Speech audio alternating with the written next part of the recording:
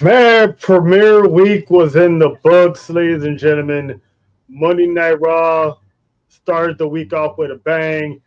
NXT followed suit, and the final boss pretty much let LA know he was in the building, he was in the city, and he spared no expense. And we're gonna get all into that. But first, welcome to episode 14 of the Sports View Wrestling Podcast. Trail, that's my guy, John. Yes, John, sir. what's good with you, my brother? Happy Wednesday, everybody. Shout out to the South in the building. I got a guest in the building. Speaking Quick, yeah, of quick. that, This is Maya. This is my daughter. Hey, how you doing, what's going Maya? on, Maya? Said my daughter And home too. alongside Maya is her pops, friend of the show. You see them once before on the Sports View Podcast. For the BRF Sports, we got the homie Drill. Drill, what's good with you, fam?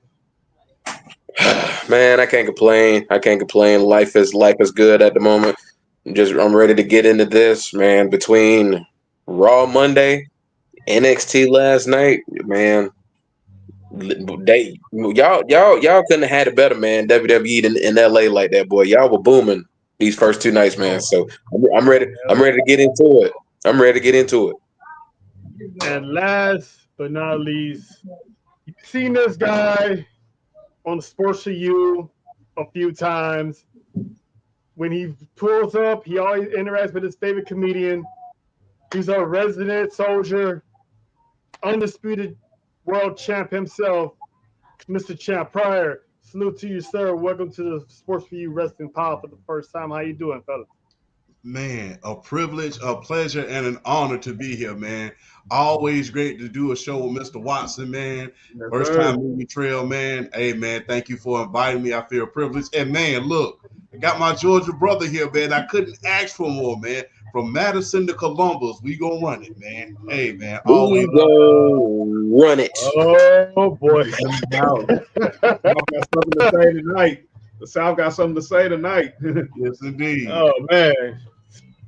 Indeed. So we're going to jump into it, man. Monday night was a great night for the brands, the great night for me. It was a great night for the city. It was a great night for Netflix as WWE moved Monday Night Raw to the Netflix app, which was I never had this on the bingo card that was actually going to happen, and it did. And not only did it happened in our city, the city of Angels, L.A., Inglewood to be exact. If you want to get technical, man, let me tell you, the Intuit Dome, that Steve Ballmer set the standard on how arenas should be, because you don't have to show your ticket, because the arena itself has an app you download. You download this pass, you create an account, it gets you in the door. If you want to get there quicker, you do like a face recognition. All you gotta do is walk up, look in the camera, and you in. That's it. Didn't have to show no ticket. You have to, look for your ticket, get all this stuff out the way, trying to figure where your seat is. Once they scan your face, your ticket is already accepted, is already, locked in, and you good to go. Walked in, the aesthetics, the seating, the lights, all those flashing lights you saw in the crowd, that wasn't the fans. That was from the chairs. Wow. That was from the armrests. I was wondering that. I knew it wasn't the fans. I was wondering, was it the chair? It was like, or was it like when they had y'all like seat, where it's on like every other seat? But I noticed that I was like, where were these red dots coming from? No, it was the armrest. I looked down because if you remember, John, if you watched the Pat McAfee show, Pat said it that it was the chairs. Right. But when I got there, I looked down and I seen these little lights on the armrest. So when the show was going, that shit was flashing. And when Jay Uso made his entrance, man, that shit was tight. When I tell you it looked like a hip hop concert, I'm telling you, that shit looked like a hip hop concert. It was awesome. Jam-packed arena. The crowd was hot, the crowd was heavy. And it pretty much kicked off with Triple H standing in the middle of the ring. He welcomed everyone to Netflix, blah blah blah, and then the final boss pulls up. I've been, I witnessed a Rock entrance a few times, but to witness the final boss entrance, it's a different feeling. John would tell you, it's a different feeling. It's a different aura. It's like, damn, what a time! Like CM Punk always says on every Monday Night Raw, what a time to be alive. Because so is that feeling alone in that dome, it was the greatest feeling ever. So he pretty much gave praise to Roman Reigns. He gave praise to Cody Rhodes. Pretty much kissed ass. I mean, he sent a shout out to the Netflix execs who were in the building. You alright, man? Call it what I see it. I ain't mad at it. If we was a corporate, we have to do the same thing. So I'm just saying. I'm just saying. He's a boss, so he has to please the higher ups that sponsors this stuff. You know what I'm saying? But it was great seeing The Rock. He looked different. If you notice, he grew out the mustache. Apparently, he's actually growing that out for a role in a movie. So that's why he came out with the making us feel all old and shit. Because man, he didn't have to do that. But it was a great experience. It was definitely worth the money. It was definitely worth the penny going there. It makes me want to go to a Clippers game, even though I'm a Miami Heat fan. But I just want to go to a Clipper game just to experience that arena, because that arena was top notch. Shout out to Steve Ballmer. All that came from his bank account. No city funding, no stealing money from us poor folks, middle class. He came out of his pocket and built that arena. Wow, I did not know that. I thought half of that came from funding. Nope. That all came from all him. And you can tell it was all him because, like I said, the face recognition, all that. Oh, yeah, he wasn't playing. He wasn't playing. If only was like that. Yeah, and it should be, but for that to happen, taxpayers gonna have to pay a lot of money for that. And luckily, the Clippers has an owner that he was like, you know what, I got y'all. Let's move the team out of Staples Center. We tired of hearing Laker fans saying this is their house and blah blah blah. Let's build our own. And damn it, they do build it. Do build it. Getting a championship, that's one thing, but they build it. All right. So, Tribal Combat. This is the match that kicked off Raw. I was hoping it was because I had a feeling that CM Punk and Seth Rollins was going to be the main event, and it deserved to be in the main event. So the fact that this kicked off the show, I was hyped because after The Rock gave his speech, Solo's music hit, and I was like, yep, they're going right into it. Solo comes out with the Ulafala, and then Roman Reigns comes out, and that's, speaking of Roman Reigns, you think The Rock has an aura? Roman Reigns definitely has an aura. Because you saw nothing but ones. if you saw my social media posts from my account, from Sports Review Wrestling account on Monday, the man has an aura. And it was amazing to see him and Paul Heyman came out.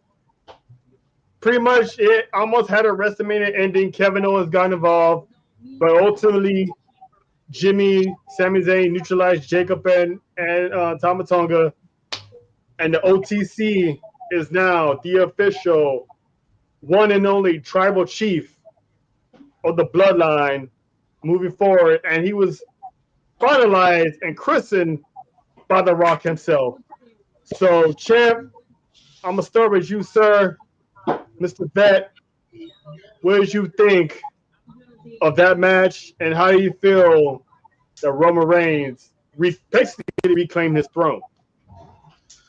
Well, number one, the irony of them headlining the first Raw with that big huge match was that Yokozuna and Kuka Beware they headlined the first Raw.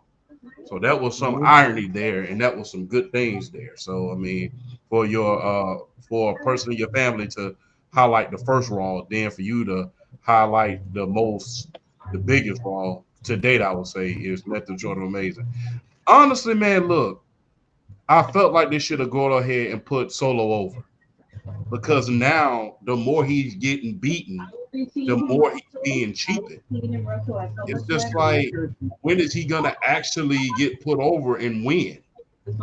I mean, Yeah. his aura as a heel is taking a hit. It's like you're not this monster heel anymore. You're this heel that everybody is just beating the crap out of.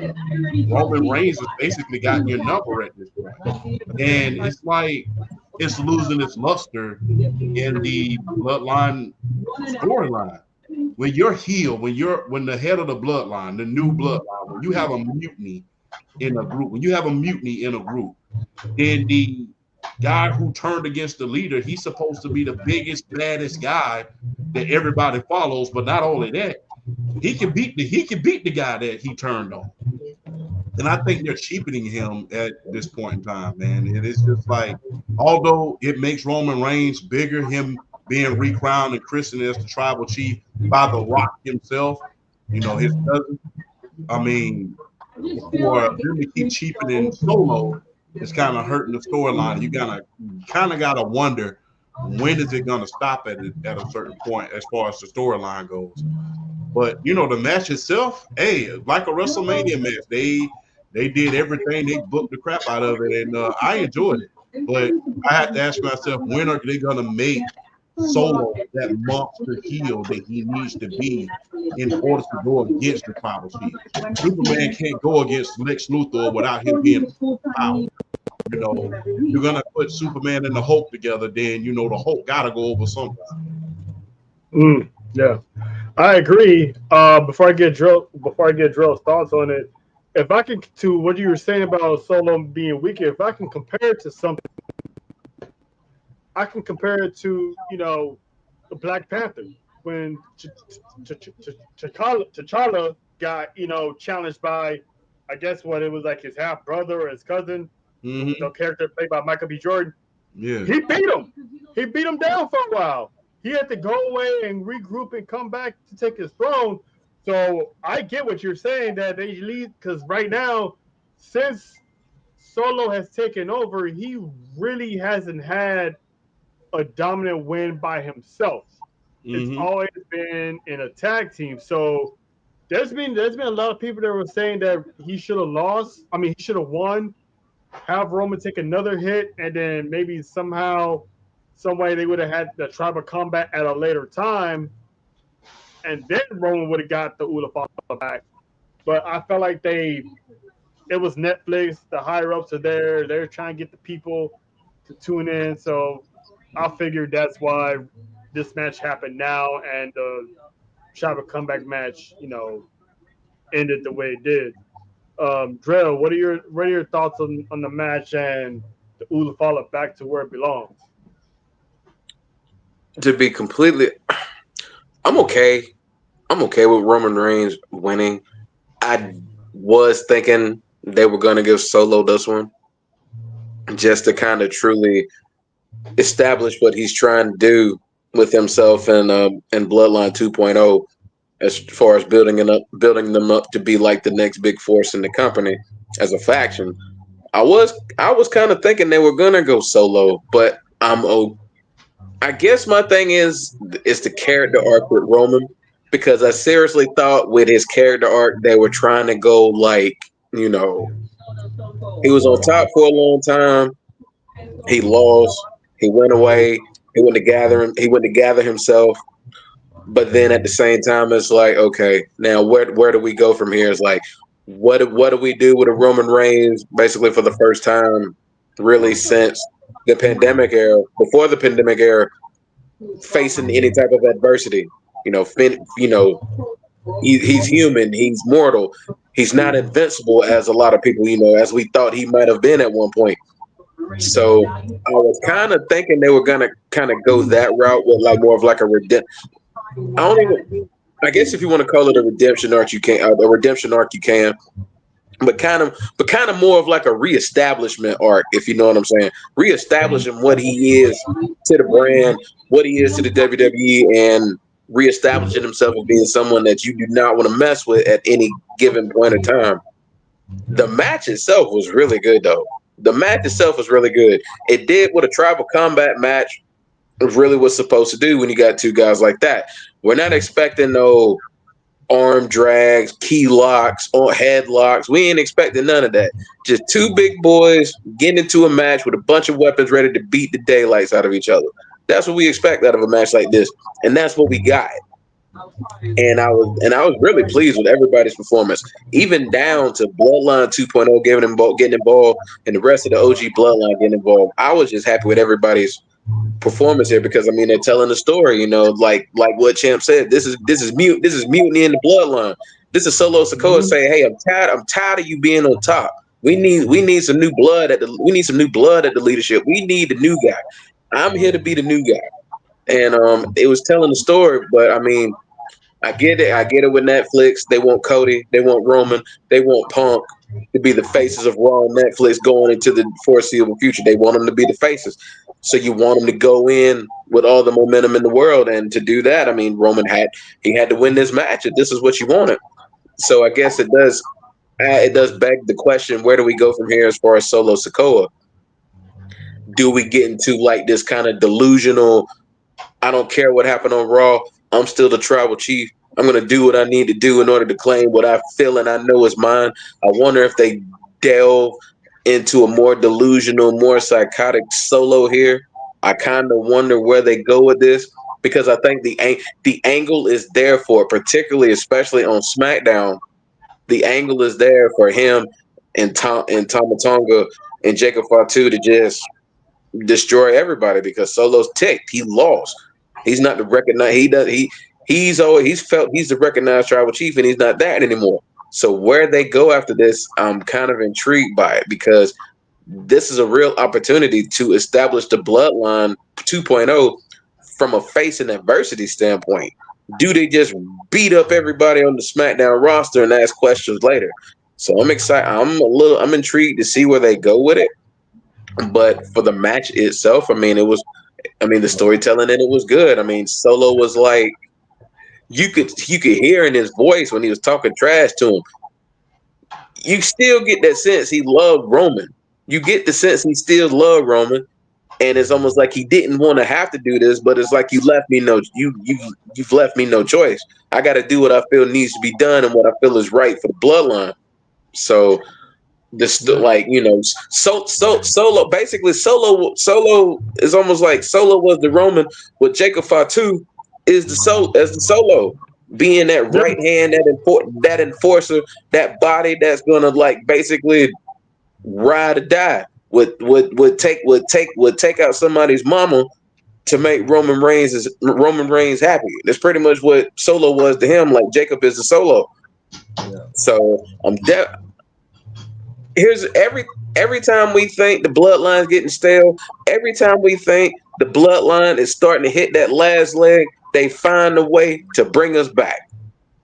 I'm interested to see what they do to bring us back. And like I said, if we get a more delusional, psychotic Solo Sikoa out of this, and just still continually calling himself the tribal chief, even though he's lost this match, if we kind of delve into a psychotic arc with him, I'm down for it. So I'm just intrigued to see where it goes. Yeah, it is interesting because if y'all remember on SmackDown, he said, if I lose, I will acknowledge Roman Reigns as the tribal chief. So now I'm wondering, is he going to follow suit on Friday and be like, you're my tribal chief? And if he does, what does Tama Tonga and Jacob Fatu do? Because if y'all remember last year, he said when he first stole the Ulafala that if Roman Reigns ever comes back and he takes it from me, y'all will honor that and y'all will honor Roman Reigns as the tribal chief. So I'm wondering, Triple H is good at this storytelling booking. Are they going to bring that back up? I'm anxious to see that. John, what you think of that match, man? Tribal Chief, still number one. Good way to lead off the first night. I mean, good way to lead off of pretty much like a WrestleMania like atmosphere, and it was a fight. I loved every moment of it. Obviously, the table going through the tables. First of all, let me say this, and I'm gonna shout out my man Cash because I heard him say it earlier.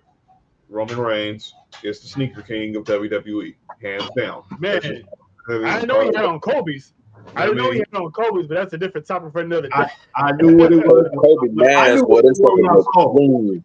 You ain't gotta tell me. As a Laker fan, Champ knows a Laker fan. We knew what them shoes were the moment he had on. I was like, oh, he's on. Yeah. Mentality tonight. I seen it from way up there. I'm looking like, damn, that's some loud ass shoes. I mean, not in a bad way, but I was like, damn, them shoes different. He usually wearing like something like in black or in red. I'm like, them shits is loud as fuck, but they nice. And then found out, in the press conference, they some Kobe's. I'm like, respect. And I knew what time he was on. It was Mamba time. Even though he wasn't in the house Mamba built, he was in the ops house.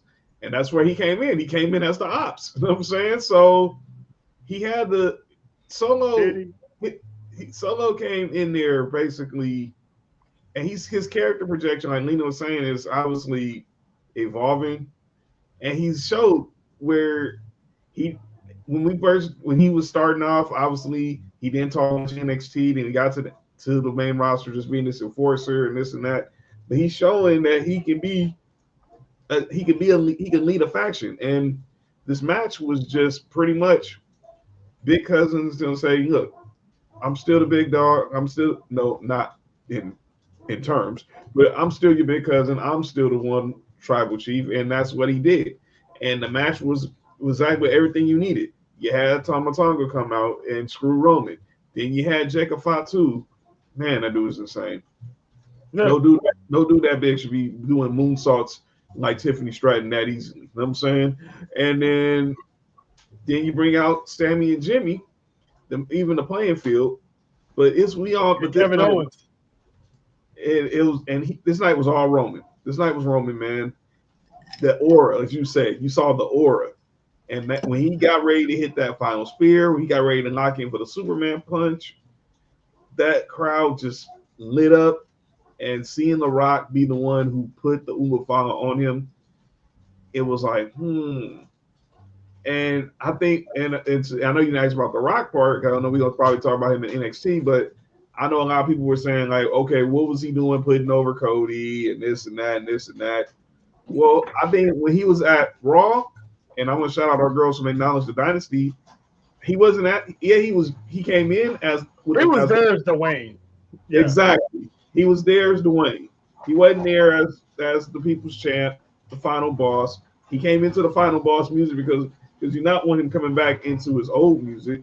That would just been a total total ridiculousness. So no, it made the right decision. What up, Justin? Time circle debate in the house. But yeah, Roman Reigns, OTC. He made me acknowledge him that night, especially doing it in the Kobe's. Right. And I'm gonna ask y'all something because I was there and I thought when he put the Uafala on Roman Reigns for a brief second, I thought he was getting the rock bottom. I was hoping, I was like, ooh, wait a minute. He wants to give him the Uafala. All right, cool. Acknowledge him. They do the little Samoan, dap up handshake. I was like, is he gonna do it? Is he gonna drop him? I thought for a fact he was gonna drop him, and that would have been like, all right, it's on and popping. But he didn't. Said he loved them, acknowledged them, and they left. So we still got time. If it's meant to be Roman versus Rock in Vegas, we still got the Royal Rumble because we all know, I'm pretty sure Roman Reigns is going to be in the Rumble. And if he's in the Rumble, I'm pretty sure the final boss is going to do whatever he wants, whenever he wants, and he's going to put himself in that Rumble and probably, screw over Roman Reigns by eliminating him and, hit that up. Nessa, what's up with it? Well, y'all had a bomb-ass show, by the way. Shout out to y'all.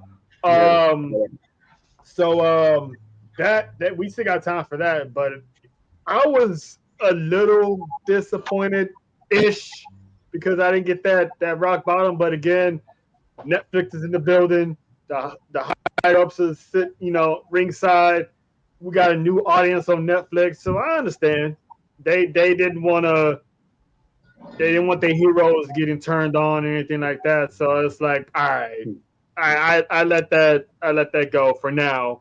But I assume that starting next week, everything's gonna be back to normal. We'll get the edgy wrestling, we'll get the high power shows and stuff like that. But Monday night, all the baby faces won just to look good for the new consumers and for the bosses. So I'm not gonna, I saved my actual thoughts about that for calling out names. Because yeah, I do have someone on calling out names that I never thought I would have on call out names. Speaking of the bloodline, Jey Uso and Drew McIntyre. Now, before this match, I thought the whole Intuit Dome thought we getting the Travis Scott concert. Mm-hmm. The lights went out, the music hit. I kid y'all not. When that note dropped, everybody went insane. The lights on the chairs went insane. That shit was ridiculous. Dude came out smoking a blunt. That was insane. I'm like, I see so many jokes. I'm like, man, USA when it go first, you can tell we on Netflix now. Luckily, Jay just said no. Listen, man, he said no on camera, but I'm pretty sure they got back to that tour bus. But anyway, you know what? That's none of my business. I'm not gonna dry snitch on Oos. But when he came out, when Jey Uso came out, like I said before, the shit went crazy. It looked like a hip hop concert. They have the drone they kept having the drone fly around, the little drone flying around inside the arena. I didn't know how cool that was until I looked back at it when I got home. That shit was amazing. That shit was amazing. Even through the commercial break, the music was still going and he was still yeeting. Michael Cole was still yeeting. Pat McAfee was still yeeting. Travis Scott. It was a vibe, man. It was a vibe.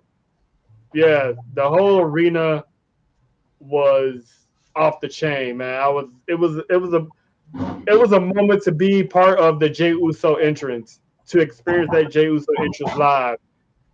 I tell you, man, that Bloodline family got an aura, man. That's all I'm gonna say. That Bloodline family definitely got an aura. When they're on, they're on. Mm-hmm. But going back to this match against Drew McIntyre, McIntyre's pretty much whooping Jey Uso's ass. Pretty much 50% of this match, 75% of this match. I did not have Drew McIntyre winning. I thought Drew McIntyre was gonna. I didn't think he was gonna squash Jey Uso. I didn't think he was gonna destroy him. But I thought for sure he was gonna, whoop the ass and walk out of there. But Jey Uso got a roll-up pin, old school way, and stole a victory from Drew McIntyre. Drew, man, what you thought, man? Like, Uso got the dub. Jey Uso winning this match tells me one thing. The crash out big three is coming. Kevin Owens, Drew McIntyre, Seth Rollins. They about to link up at one point. They about to link up. That's what Jey Uso winning this match is telling me. Because I think the story they want to tell with Drew McIntyre, he's slowly getting more and more back into that first when he was like Scottish psychopath when he first came back. That Terminator. Yep. That Scottish Terminator. He's like slowly. We've seen glimpses of it, but it's like it's starting to come back. And I'm gonna be honest with you. I seriously thought that I had Drew McIntyre winning this. I thought Drew was gonna win this because I felt like they were gonna they were really gonna just let Drew just run through them one by one. I thought they were gonna do it, but yeah, Jey. But the way they're telling this story with Drew, they are doing Drew for one. Shout out Drew McIntyre. He was my MVP of WWE for 2024, and that man held Mine the world too. heavyweight and that man held the world heavyweight championship for a little over 5 minutes. That's that's that's just how good Drew McIntyre was in 2024. The man was barely world champion, and he's a lot of people's picks for MVP for WWE, including myself. That's just how good he was last year. Yeah, I Um, voted for him too. yeah. Just what he's doing is just like some of the best work of his career, and I just love what they're doing with him. It's like they're just slow. They're slowly having him dip, and then it's gonna hit, and it's just gonna feed so many families and so many generations. When Drew and Seth and KO finally join up, it's gonna be one of the best things ever. But also though, shout out to Jay. I mean, the match. I mean, if you want, I mean, gosh, worst match of the night, I guess. I guess between them and the women's world title match, but even still, every match on the card really did what it was supposed to do, and every match on the card was good. It just basically, it basically took another good example of the storytelling and how they're building up for the future. Like Drew McIntyre is going bloodline hunting. He's going bloodline hunting. He wants to take them all out, and but it's still the same thing with Drew. Drew is his own worst enemy. It's been the same thing with Drew. He's his own worst enemy. He gets rolling. He's beating somebody up, but he gets in his own head too much. He gets too cocky, and then when he goes for the kill shot, Jey Uso takes advantage, rolls him up 1, 2, 3. So I think, like I said, it's kind of getting to that point now where they're teasing it. They're planting little seeds like here and there. Like after the match, like the emotion, the storytelling on Drew McIntyre's face is like, what am I even doing? I'm supposed to kill this man, and this man is beating me. Like, what am I doing? It's like they're slowly taking us on this ride. And the same thing, I know we're gonna get into Seth. I know we're gonna get into it later with with KO and Seth. Well, particularly with Seth, we're gonna get in it with him a little later. But you can just see the gears are starting to turn for all three of them. So when it happens, be prepared. They're going, boy, when Drew and Seth and KO finally just say, you know what, we all about to take the bloodline out. When they finally just decide to go all in, man, I'm telling you, it's gonna be a sight to behold, and that story is gonna do some wonders. So, but the J Drew match itself, all in all, it was good. It was good, good. It was good back and forth, Drew being the bigger man, dominating, Jay being, the baby face, selling it, the comeback and all that stuff. They did what they wanted to do. Like I said, I guess if you want to say the worst match of the night, but considering it was still a good match, I'm okay with that. I'm good with that. So for me, it's just the storytelling and the seeds that they're planting for future Raws and future shows. So I'm just more excited with Drew. I'm just more happy with Drew McIntyre, what he's doing, and what I'm hoping they're getting ready to do with him. So shout out to Drew McIntyre. He's been on another level these past few months. He's just been doing godly work. Yep, I agree. Chap. Hey man, how do you follow that, man? You talking about storytelling. Terrell just told the whole story and then put us to bed and told us good night. So hey, you can't tell us better than that. Hey, look, Drew, screw Drew. Drew, man, you gotta do better than that, man. You gotta stop. It's just like when you got him down, he down. Take advantage. But look, man, talk about that aura, man. Jey Uso. Can we just say, man, he one of the top baby faces as the Intercontinental Champion in history? I think he's got the best interest in all of WWE right now. Yeah, so, he's literally main event now. He's a main event. He's literally main event. So it's only a matter of time before they put the big strap on him. I mean, they're gonna let him reign. They're gonna let him reign. Hey, it's always that holding that Intercontinental Championship for a record time is always a setup for you getting the world title one. And if you don't believe that, look at Gunther. Held that title for as long as he could. I mean, look at what happened with the Warrior. Look what happened with with a little bit of everybody. Bret Hart. That having a long intercontinental title reign, that's a setup for the big strap. I think it was only a few exceptions to that rule, and I think that was like Razor Ramon and let me see, and Owen Hart. I mean, that's we all know why he didn't get that. Yeah.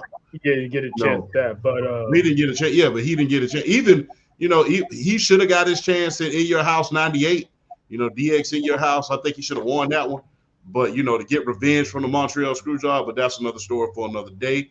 But yeah, that was the only exceptions to that rule was Razor and the late great Owen Hart. Other than that, it's only a matter of time before he get the big strap. But it's only a question of when. It is only a question of where. I mean, one place comes to mind is Money in the Bank. He can be Oos in the bank in 2025 and hold that briefcase as long as he wants. And then when you least expect it, you know what I'm saying? Like you just never know. If they're prepping him, I have him win Money in the Bank. If not him, Braun Breaker. One of those two gotta win Money in the Bank. I think those two would be the odds-on favorite right now. I highly agree. John, what you think about Uso versus the Scottish Terminator? Man, first of all, salute to Travis Scott. So salute to Travis Scott, dog. Man, that was one entrance, dude. Like, look, when I was watching it, I thought he was finna come out and perform too. But him to be pretty much do a Vegas style entrance with Jey Uso from the stands, which is the only way to do it with Jey Uso. You're talking about arguably one of the biggest stars in the world. We're not just talking about music. We're talking fashion. He's headlining Coachella. He's Travis freaking Scott walks out with Jey Uso, and the hype it gets. You had Io Sky even yeeting from.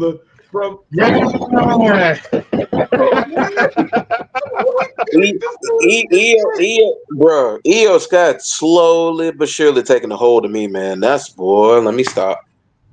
Hey man, I try to tell everybody. I told John. John knows how I feel about Io. So I try to tell everybody. My name is Shirai. I'm gonna call her Shirai. You know what I'm saying? So, but man, and this, all right, just the aura Jey Uso has. He's my favorite guy right now. He's my number one guy right now. And then Triple H solidified it today. So the next Saturday night main event's coming up 2 weeks from Saturday in San Antonio, Trail's hometown. Jey Uso's the marquee. Main event is on the marquee for the main event. So I don't know what they got in store for him, but obviously it's a week before the Rumble. But it's definitely give him a nice little rub before he enters the Royal Rumble. Because remember, he entered at number 1 last year, and Jimmy entered at number 2. I think Jay went a good 50+ minutes before he got eliminated. He's probably gonna start in the middle of the pack this time. Right. Yeah, this time. So, but the match overall, obviously, like I said, Trail said it. Trail said it. Champ said it. Our girl Lena in the comments said it. Drew screwed Drew. Drew's really like that one dude who just can't take a W when it's handed on a silver platter. No, I gotta do something extra. I gotta be a showboat. I gotta do the shimmy shake. I gotta cross you up. I gotta just show you how inferior I am to you instead of just using your brain and just walking out with the dub. And it happened again. And Jey Uso was like, "Ha, I got him," and hit him with that. Oh, got that roll up on him and got the W, and leaves the City of Angels with a dub. While Drew McIntyre is probably somewhere crashing out right now until they get to the Bay Area next week. This is about Jay. Look, we just talked about Roman.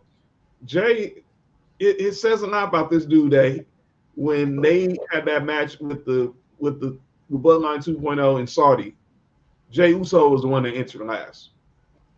He said something about war games. Drill was on the watch along with us. Who entered last? That'd be Jay Uso. I mean, what does it say? And this dude is cousins with arguably the biggest star in the freaking business right now. Pick your choice, which one I'm talking about. But I'm just saying, this dude has it. That it factor is what you can't teach. And I'm with Drell, man. Especially seeing Kevin Owens get involved in tribal combat. You bump into Jay Uso at Friday Night SmackDown telling him to watch your back. You got Drew McIntyre telling Cody to watch your back. Oh, man. And then when we get to the main event, whew, boy. Crash South season coming soon. As my man. Crash South season. When Kevin Owens popped up, I'm like, what the hell did he come from? Yeah. Because technically at the moment, he wasn't really in, bloodline business, so to speak. He was, dealing with Cody, still in the title. He was doing this and this and that. So when he told, Jimmy and Jay to watch their backs, I was like, all right, they doing a little precursor. They already teased, him and Drew, linking up.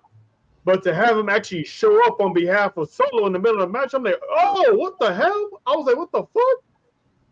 Oh, they already started to plant the seeds already. I'm like, all right, I see what's going on here. By the way, did y'all notice KO shirt? Well, not me, because I was in the stands. Black and red. The Wolf Pack. The KO was in red. Solo's bloodline. Yeah. Mm-hmm. The KO was in red. Bloodline. Yeah. I mean, if you want to get technical, the entire bloodline colors anyway is red, but I get where you're going with it. Low-key alliance. But the end of that match kind of reminded me of WrestleMania when they was heavily booking everything, and Cody comes out, takes care of KO, and then Sammy and Jimmy take care of Jacob and Tamatonga. So it's almost like we getting the Avengers about to reassemble again with a new threat coming down the turnpike. So I'm pretty sure like back to what Drell was saying, just when you thought the bloodline story was getting kind of dull, now you got Drew McIntyre, you got Kevin Owens, and probably eventually Seth Rollins will come around. Now it's like, okay, now that's a new threat to the bloodline. Mm-hmm. Who's going to step up? Is Solo's crew going to step up too? Or, it's just so many questions that we ain't got answers. And I told John this multiple times that he can attest. I gave up trying to predict anything bloodline related. I'll say this real quick before we move forward. I'll say this real quick.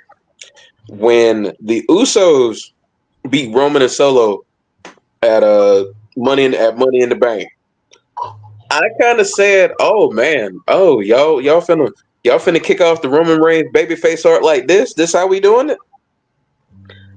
I think this gonna be the same way with Solo. I think this gonna kick a little babyface art for him, where it's gonna happen eventually. I don't know how they gonna do it, but I kind of fit. But I think I could kind of see something like that happening with Solo. Yeah. But we'll see. I get what you're saying, because technically he really didn't turn on Solo. He just picked up where Roman left off. I mean, Solo didn't turn on Roman. He just picked up the pieces where he left off and say, well, shit, he did say I was the next tribal chief, well, he ain't here to say I'm not, so you know what, fuck it, let me carry on the family business. So, and by family business, he got rid of the weakest link at the time, which was Jimmy, which was probably something Roman wouldn't have done. And if you think about it, if Solo never had Roman's name coming out of his mouth in the beginning, maybe Roman would have never came back so hot at him, trying to take his follow back. He would have just came back as like, you stepped up, I'm back, I appreciate you. This is why, you're the future tribal chief. Now let me show you how we do things. But He kept dragging his name down the mud. He kept saying, Roman Reigns wants it back. He come get it. Pretty much punking him out, calling him out. And when he arrived, this is where we are now. So you have to teach a little cuz, there's levels to this. There's responsibilities to this. You ain't there yet. So maybe this is like a humbling life lesson, or maybe to Drell's point, he's like, man, fuck all that. Hold up. Run that back. You know what I'm saying? Maybe Jacob will step up next and challenge Roman Reigns because we still haven't gotten that yet. So, which I'm dying to see Jacob Fatu and Roman Reigns. That's going to be a war in itself. For sure. I would love to see that at Elimination Chamber. I'm not even gonna lie. Yeah, I wouldn't mind it. And you know what? Let's say Cody Rhodes needs a number one contender. They hold an Elimination Chamber match. Put Jacob in there. Just let him fuck shit up. Yes. Same way Brock Lesnar fucked shit up in Saudi. Put Jacob Fatu in the Elimination Chamber. I guarantee you, that's probably the only time he's going to get pinned is in that chamber because he's not winning it. But have him fuck shit up in that chamber. Jesus Christ, he'd be a freaking walking weapon. No shot at Alexander. No shot at Josh Alexander, but he'd be a walking Armageddon, like straight up. Carnage. Straight carnage. Got that man locked up in a cage. He's about to go to war.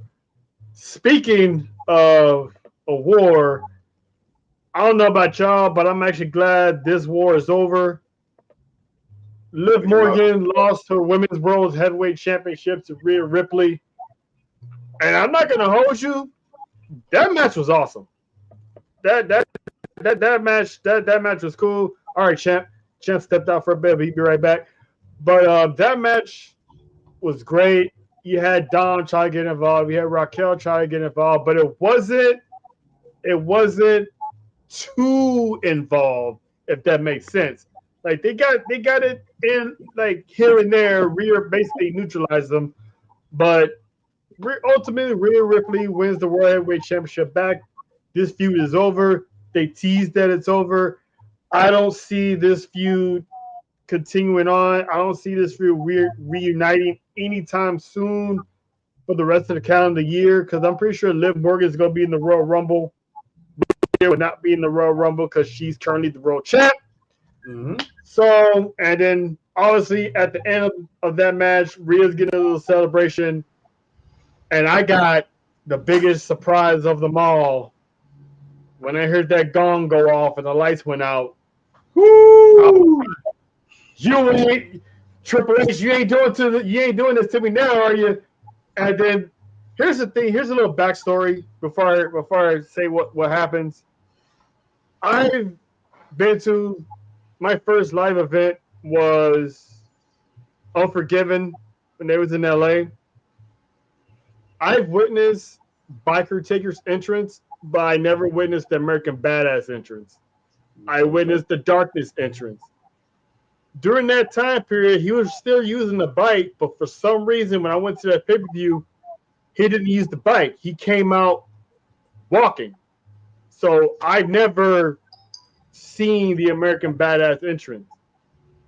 When he came out to Kid Rock, my inner teenage, senior high school kid came out, and when that dude pulled up in that bike with the bandana and the long braid, I'm like, man, this dude is here. This man is here. Giving Rhea Ripley the biggest endorsement that anyone would ever receive from this man, because he doesn't endorse just anybody. He endorses people that he actually sees a future with in this company, as Carmelo Hayes, because he did it with Carmelo Hayes, the fist bump with Carmelo Hayes in NXT. When he dropped Braun Breaker in the middle of the ring at NXT, that was showing that I came all the way over here to give you that rub because I see you as the future of this business. Giving Rhea that stamp of approval, I'm not gonna lie, I was pretty jealous. I was like, damn, she did that. So for her to pull up with the Undertaker, did the signature Undertaker pose, that was for me personally, that was a highlight of my night seeing the Undertaker show up. Because the last time we saw him was WrestleMania. So to see him pull up, it was a thing of beauty. Chan, what did you think of the match, and how did you feel about the dead man coming around one more again for Netflix? Woo, man, that was great. First, I'll start with the match, man. I did not expect Rhea to win. I expected Liv to go back over. I did not expect for her to win. I thought they was going to put her over at Royal Rumble or something like that, but I did not expect her to win. Hell of a match, though, man. Hell of a match. I mean, WrestleMania caliber type of match. Kicking out of the finisher and everything. I did not expect that either. I mean, that was one hell of a match. Liv was getting better and better as time progresses, man.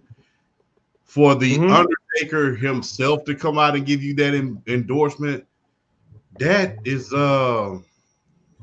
that's equivalent to Michael Jordan calling the news station telling them people to stop hating on you. That's equivalent to Michael Jordan just saying, "Hey, leave my man alone. He gonna be something special. He is something special." So that was and to come out not on the on the old school, on the American badass beat. That is, I mean, wow, that was a true changing of I think this was a true changing of the guard, man. I mean, you saw it. They tried to do a lot of things on there. Not going to name it right now. I think we're going to get into that a little bit later. But they tried to hand it off to these guys once and for all to say, you guys are the guys. I mean, I think they did that last year at WrestleMania 2024, and was able to kind of say, okay, this is you guys' generation, especially with the main event between Cody and Roman. But I think as far as Raw goes, the flagship show, I think they truly, it's like a battle handoff. Yeah, we ran it for a long time. Now it's your turn, guys. Yeah. John, what are your thoughts, man? We were wrong. I was wrong to pick and live, but I'm glad it was Rhea. And I'm kind of glad because I know that there was original reports that it was supposed to be a last woman standing match because it came out. I think it came out on main event that it was supposed to be that, but then they backtracked and made it just a regular match. I'm glad it was because I'm glad that Rhea was able to get a clean victory and show why she is one of the top stars in the company right now. And I give Liv Morgan credit. I know a lot of people were tired of the reign because it wasn't like it seemed like the reign was more about Dom than it is about her. But when she gets in the ring, she puts on a good match. She put on a good match with EO at Saturday night's main event. She put on a good match with Selena Vega. She's obviously put on good matches with Rhea Ripley. And this match, she put on a good match with Rhea Ripley. And it's the final moments when she tried to go for that final oblivion. Well, first when she went for the oblivion with the chair, I was sitting there like, not again, man. This is gonna be it's deja vu all over again. But then Rhea kicked out. I was like, oh, she's not going down. She's not going down like this again. And then when she went for that second one and Rhea caught her, I was like, oop, checkmate. And when she hit her with those two riptides, like, yeah, finally. Now when it comes to Taker, I had no problem with it. Because unlike certain other people who pulled up who had something to say politically. Oh, we're gonna get to that. We're gonna get to that. Trust me. He didn't get booed. And it ain't because of him supporting a certain party. It's because the way he carries himself. Oh, yeah, that's we know. Rev was the first one to kick out a riptide. We get it. Bravo. It's over. Let it go. I still love you, though. Hey, man. Let the lady grieve in peace, man. Let the lady grieve. I know. Prayers. My condolences. But with Taker coming out, remember, I think about when he first came out, when he pulled up at NXT, and he did the same thing for Carmelo Hayes. He chokeslammed Braun Breaker. I know you was thinking that Braun Breaker was coming to get that receipt if they got in the ring, which would have been a badass moment. But that's okay. That was just my booking hat. That was just my booking hat. That day will come where Braun will get in the ring with the guy he called an old timer, and let him know who's the real badass. But just Taker, he's so still invested in the game. First of all, I was jealous. I know Damian Priest was like, "Damn, dude, I shook hands with the guy backstage after I won my title. You get to be outside with this dude? Okay, whatever, Rhea. But it's all good." But seeing him come out, I wish I shook hands with him. I'm right. And him coming out with American Badass theme, and then him and Rhea, he pounds hands with Rhea, high fives, and they give him that infamous look. I'm like, that he had no problem. Now I listened to a lot of podcasts today. I know I tweeted out from my account at John Watson 0984 and from the S Free Wrestling account. I listened to a lot of pods today. Shout out obviously to our girl Nessa Humber Roses. I listened to them a while ago, and others like our girls at Nick Lawson Ladders over in Detroit and DMV. But I know a lot of women were upset that why Taker had to come out during after Rhea won. I'm gonna say this to those, and I get it, but my question would be, because I heard Nessa and Angel talking about earlier, what woman's coming out to give Rhea that rub? It's Lita. It's not about from what they were saying. It's not about what woman was coming out. I know. I think what they were trying to say is, let her have that moment by herself. I get that. By herself. But to where I disagree with them, it's like, one, Undertaker was advertised to be there anyway, so he was going to be the one shape or form. Right. Two, I mean, why not endorse Rhea Ripley? I mean, it's the dead man, the concept of the locker room, the man that's been like the common figure for at least 30 years. In each era, he's been in that locker room. So if anyone had the stroke, no pun intended, to come out and endorse someone that he believes in, why not endorse a female? Because now it's like, oh man, he endorsed Rhea Ripley. Oh shit, maybe Rhea Ripley is a badass. I mean, shit, you got the American badass, rubbing shoulders with her. Maybe she ain't that bad after all. So I didn't see it as him stepping on her toes. I saw it as, hey man, hey kid, this division's yours and yours for the future, because she's not even 25 yet. Right. If I'm not mistaken. Same thing he did with, unfortunately, he didn't get a chance to fulfill a moment. He did it with Bray Wyatt. Yes. Oh, no, he fulfilled it. He fulfilled it. When he had that little moment with LA Knight, it was fulfilled. Yeah. I mean, the second night. He did that with John Cena as well, Mr. Watson. Huh? With John Cena as well back in 2003. Yeah, I mean he was in the Ruthless Aggression era. But to their point, I'm gonna just be real about it. And to back you up on that, Mr. Watson, I'm gonna just be real. Undertaker was the flagship bearer for 3 different eras of wrestling. I mean, 4, because he was around doing 4. He was around doing the Golden Era. He was around doing the New Generation era, then the Attitude era, then the Ruthless Aggression era. So then the PG era. Then now the new era. So look, if there's any bigger superstar that is going to give you that, okay, here you are, then it has to be the Undertaker, especially because their characters are both dark. There hasn't been a lot of dark characters as far as the ladies are concerned. Hasn't been a lot of them, other than I would say Victoria. So that would be the only other woman I can think of other than her, and maybe Sensational Sherry, but not as big. Rest in peace. But not as big, but the only person that if you would want anybody to give you that your flowers and give you your how y'all say that rub is the Undertaker. I mean, your character is dark. His character was one of the darkest characters in the history of wrestling. So why wouldn't you want someone to give you that? I mean, they called him the conscience of the WWE for a reason. Mm-hmm. Conscience. They didn't call He him was the a face. judge. They call him the conscience. So for you to be, and you can best believe he has some pull in that locker room still. The OG never leaves. The OG Right. never Oh yeah. leaves. So Right. Oh, he's always there. He's always yeah, there. If you saw his documentary, he's always in the back in the background with the kids, still wishing he had enough juice to go out, and perform again. So yeah, he's always around. You ain't gonna never make that man leave. no, Because let's not forget when John Cena and Becky Lynch had that interaction.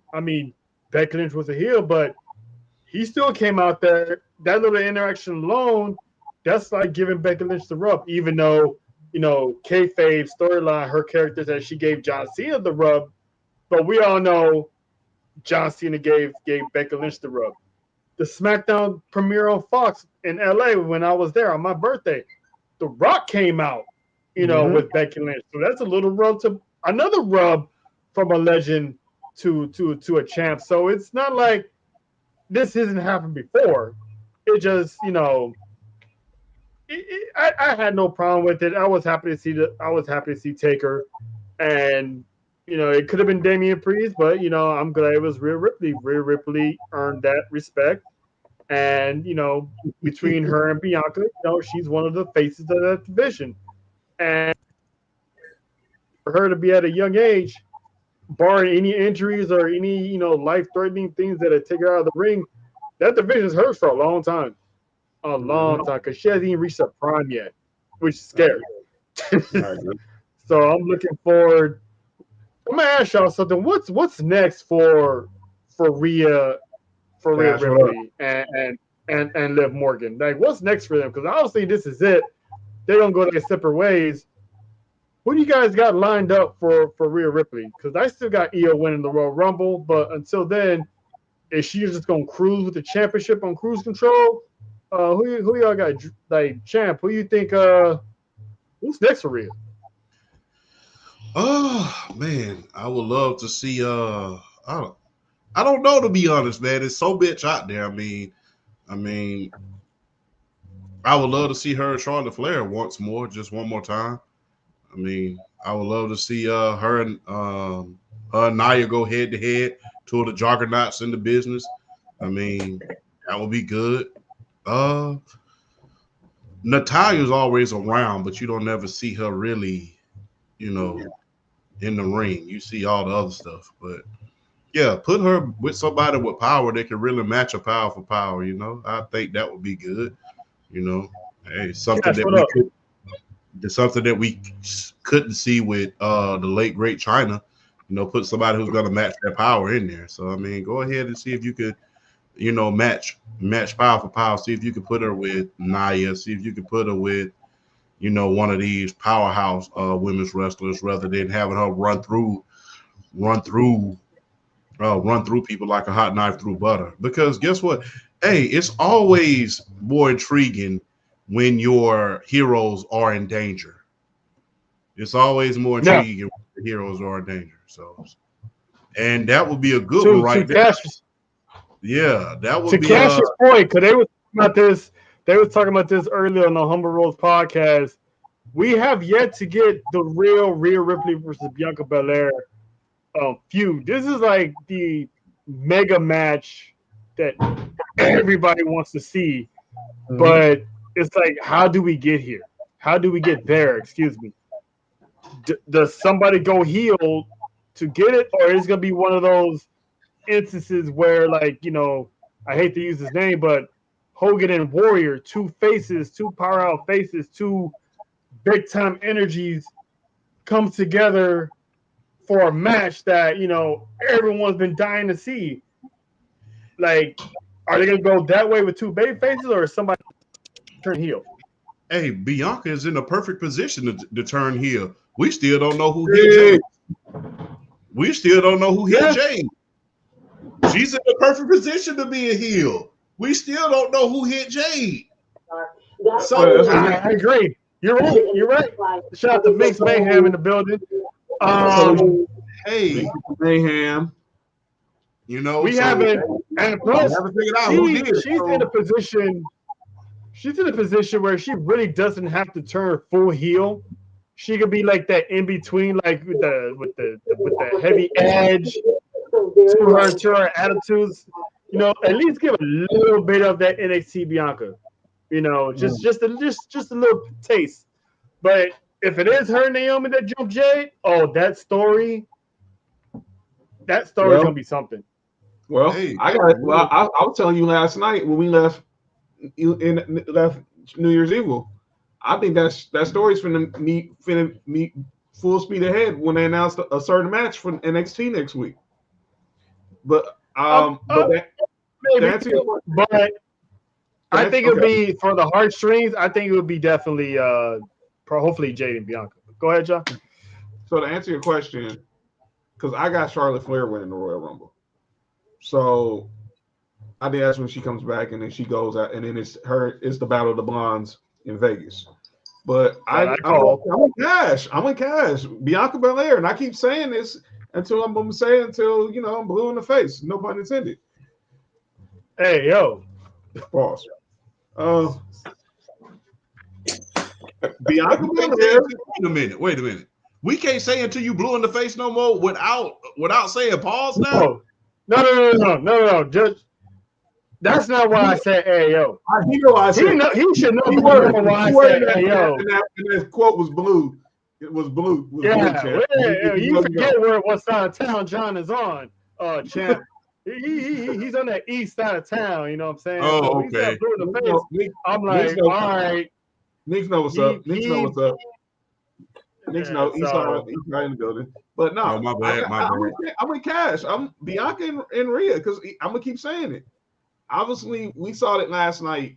Shotzi pins Fallon Henley in this 6-woman tag, and now she wants to state her claim to be a number 1 contender for the NXT Women's North American Championship, even though we know it's Stephanie Valkyrie. And we know Stephanie Valkyrie. We get to that part in a second. But Bianca Belair, one of her last matches, she pinned Liv Morgan when Liv Morgan was still the champ. And I still think Bianca Belair is going to be a matter of time before we get her back. And that it's going to be just a matter of time we get her back in the women's championship picture. So that's where I go with her. In regards to Liv, because I believe I think it was either Angel or somebody else. Somebody was suggesting her and Raquel go back. One of the podcasts I was listening to, they suggested her and Raquel go back to being teammates and they go back for the tag team titles one more again.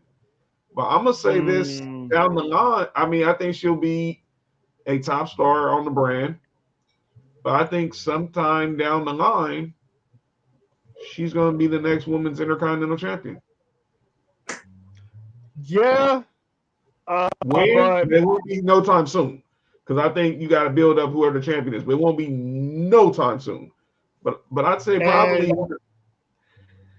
no. Maybe. I mean, but I still think with now, I think Liv, with the run that she had, certified herself as a top tier talent. Agreed. So I'm not gonna call the Women's United States Championship or the Women's Intercontinental Championship lower tier because it just got. Well, I wouldn't say lower tier, but debuted. I think she could be that superstar that I think everyone was saying it should have been Bayley or Naomi.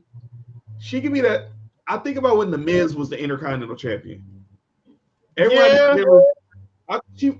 what she will remind me of. Like when The Miz became Intercontinental Champion, it was something different. Even though we know Miz had already been Money in the Bank, he had been a WWE Champion, he beat Cena in Mania, but it was something different when The Miz became the Intercontinental Champion those 8 times. Right, but you gotta understand though. No, let's be honest. Nobody on this panel ever saw The Miz as a main event. As a main event guy, he was perfect for the mid card. When he won the W Championship, I was surprised.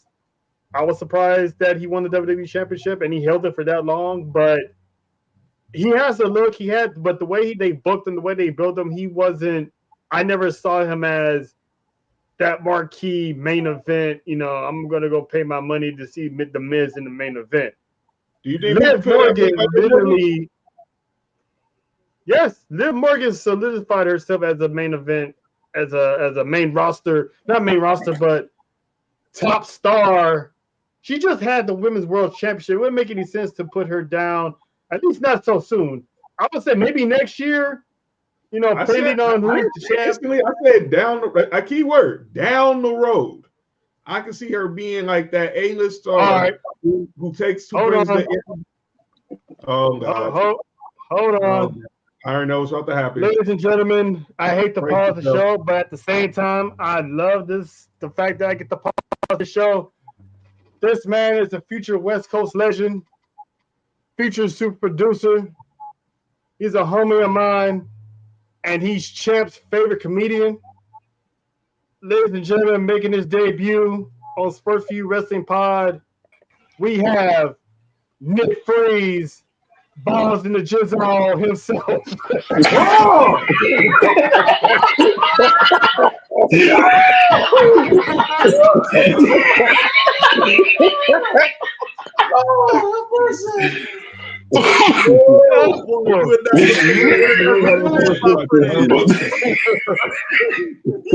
Hey, what's going on, y'all? What we do? Hey, y'all wild.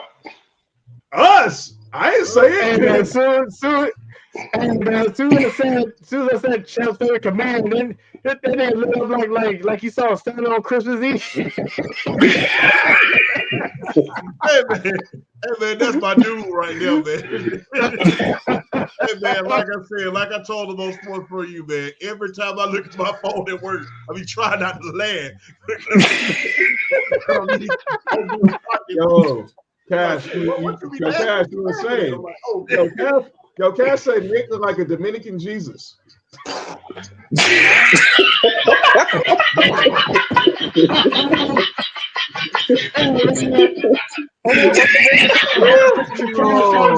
Jesus, this shit is hilarious.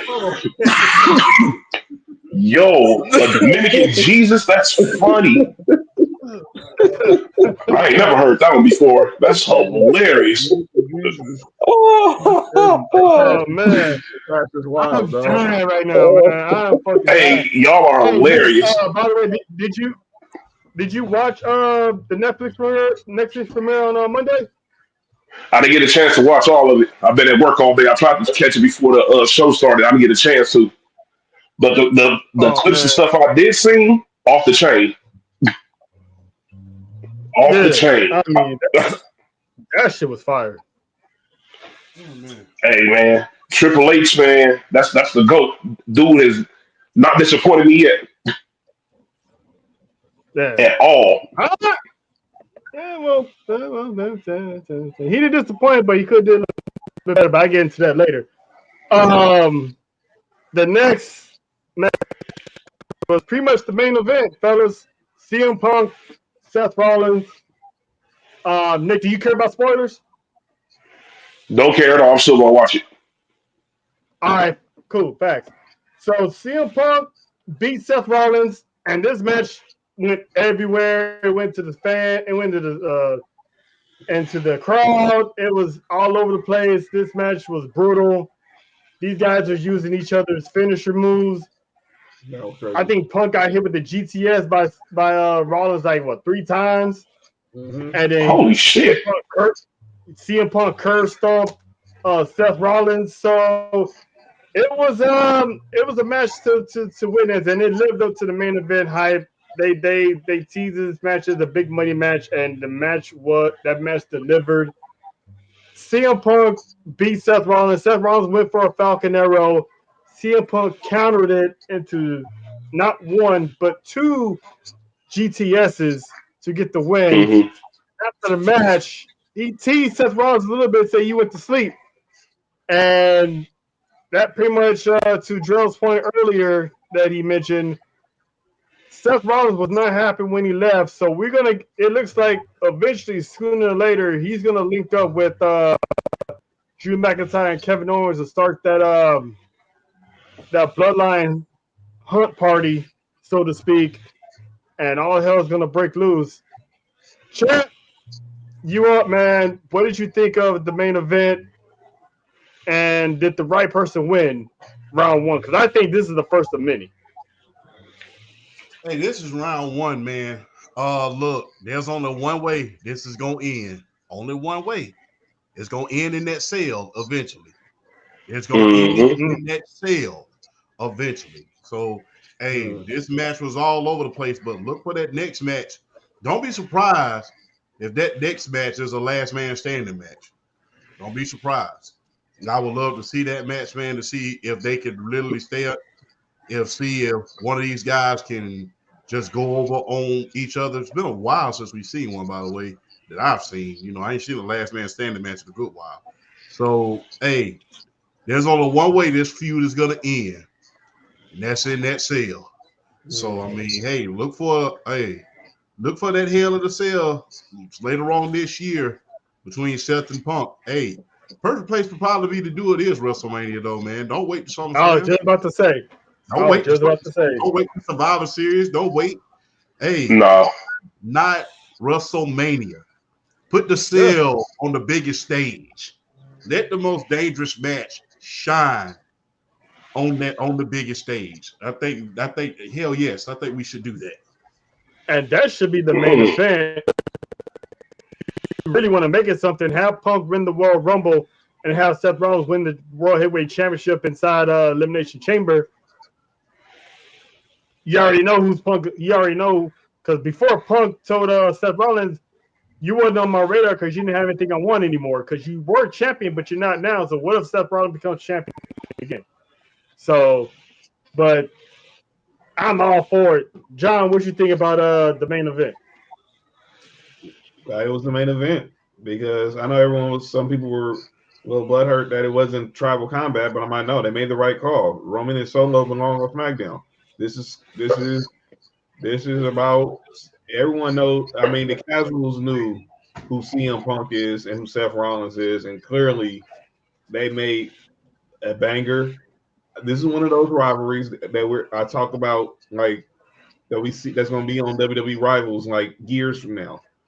CM Punk and Seth Rollins is going to be a great rivalry, and like Champ said, in this in Vegas, man. In Vegas. But yeah, I don't think we're far from done, especially the way Punk was taunting Seth at the end of the night. He just looked like, man, I cannot believe I came up short against this guy.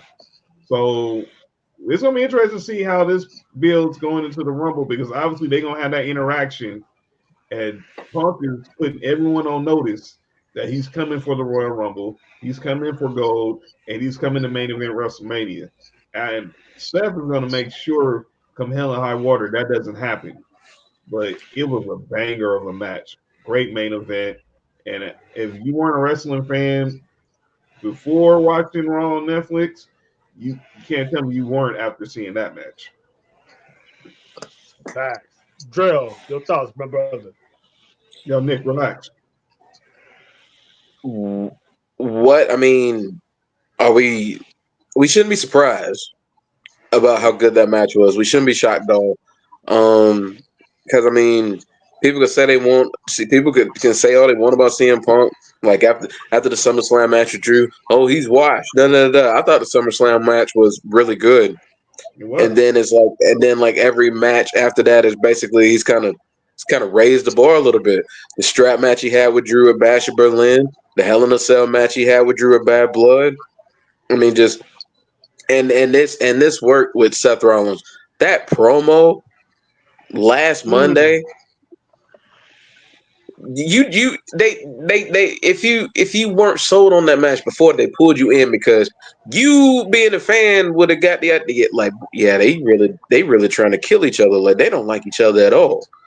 And that's what they're giving off. Like the storytelling has just been immaculate between these two. The match was crazy. Like like kicking like the pedigree on the announce table and then bringing him back in, give him another pedigree in the ring, CM Punk kicking out to like just throwing so many things at each other. Like they did what they needed to do as the main event. They tore the house down. They really did.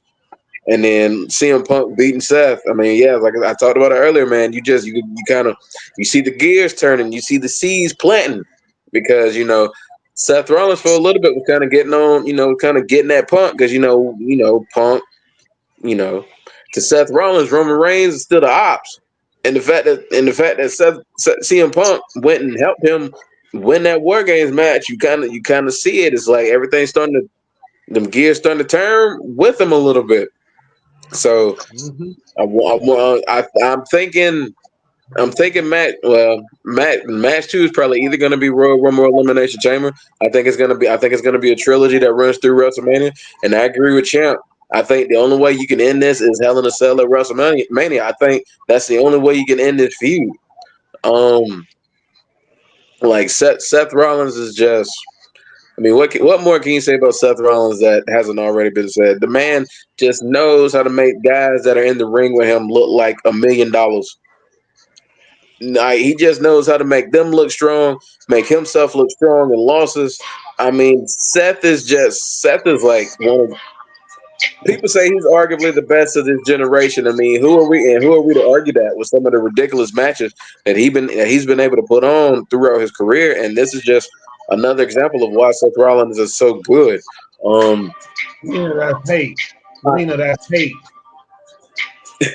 I'm interested to see where they go with CM Punk, though. He's not the only one that said that.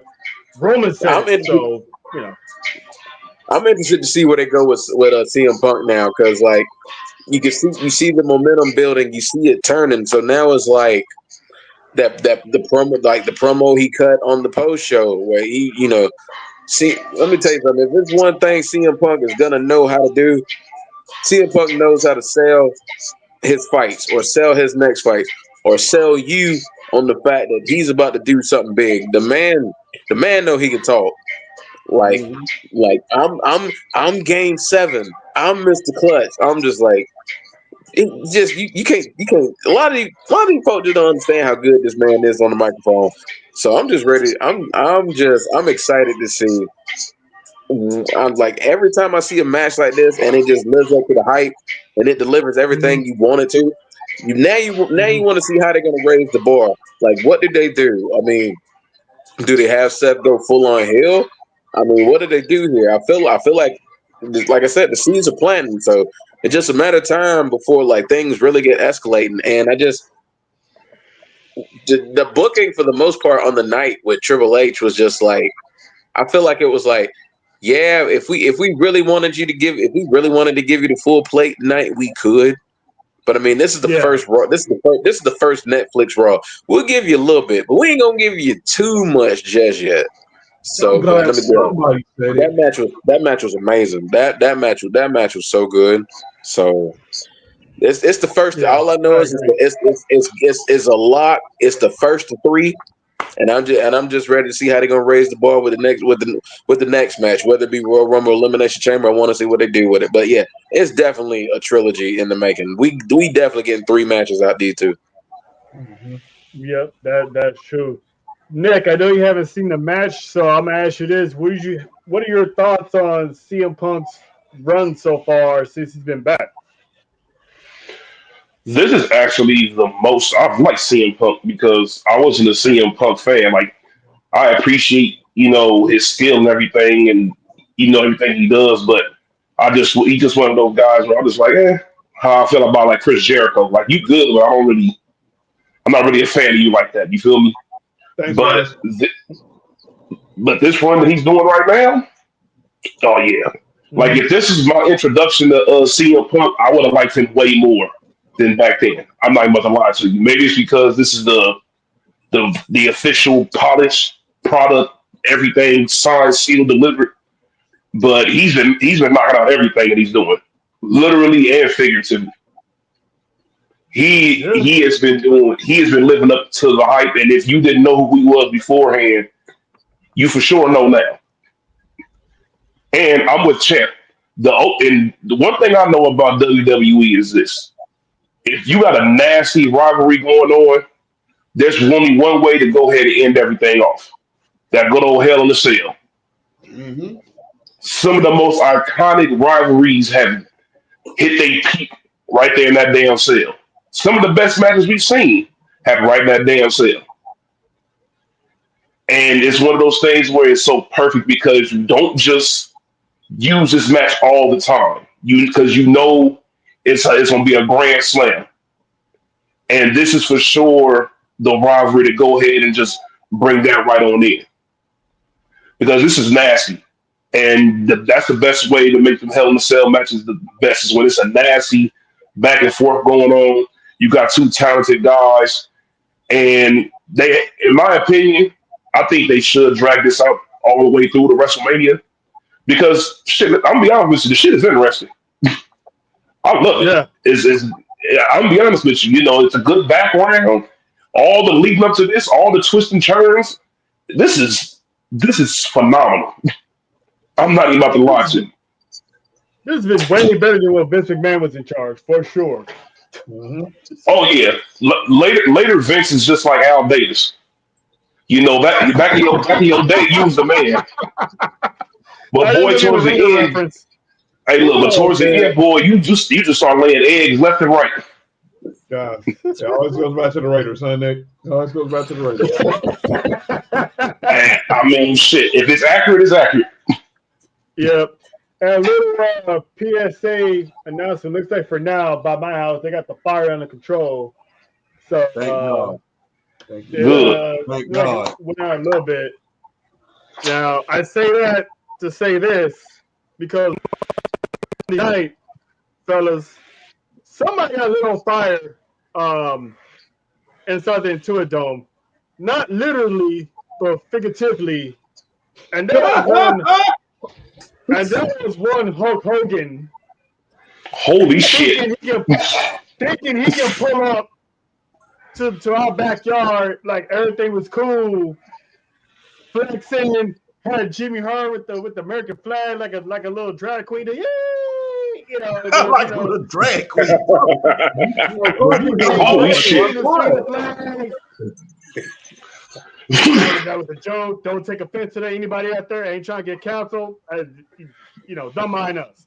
We respect Jimmy Hart. We respect Jimmy Hart. Jimmy Hart's a legend. Yeah. Oh, yeah. I mean, yeah. For a man to have the same hair for the past 50 years, salute. Yeah. The only heart I respect. But, yeah, that golden girl's wig he had on. We got Canada watching. Relax. Hey, that's the only heart I respect. Y'all already know how I feel about that, but I'll leave that alone. Hey, John, don't get Nick started on that. We should do like a separate pod on that at another time. They give Nick Steve the floor. But all right. I was there live. Hogan wasn't really advertised, even though there was rumors he was going to be there. We all assumed he was, but he wasn't advertised in the commercial break. He wasn't advertised during any off-camera activities. Nigga, when I tell you, when that music hit, I swear to God, they booed that nigga out the building the moment he walked out. The moment he walked out to the stage.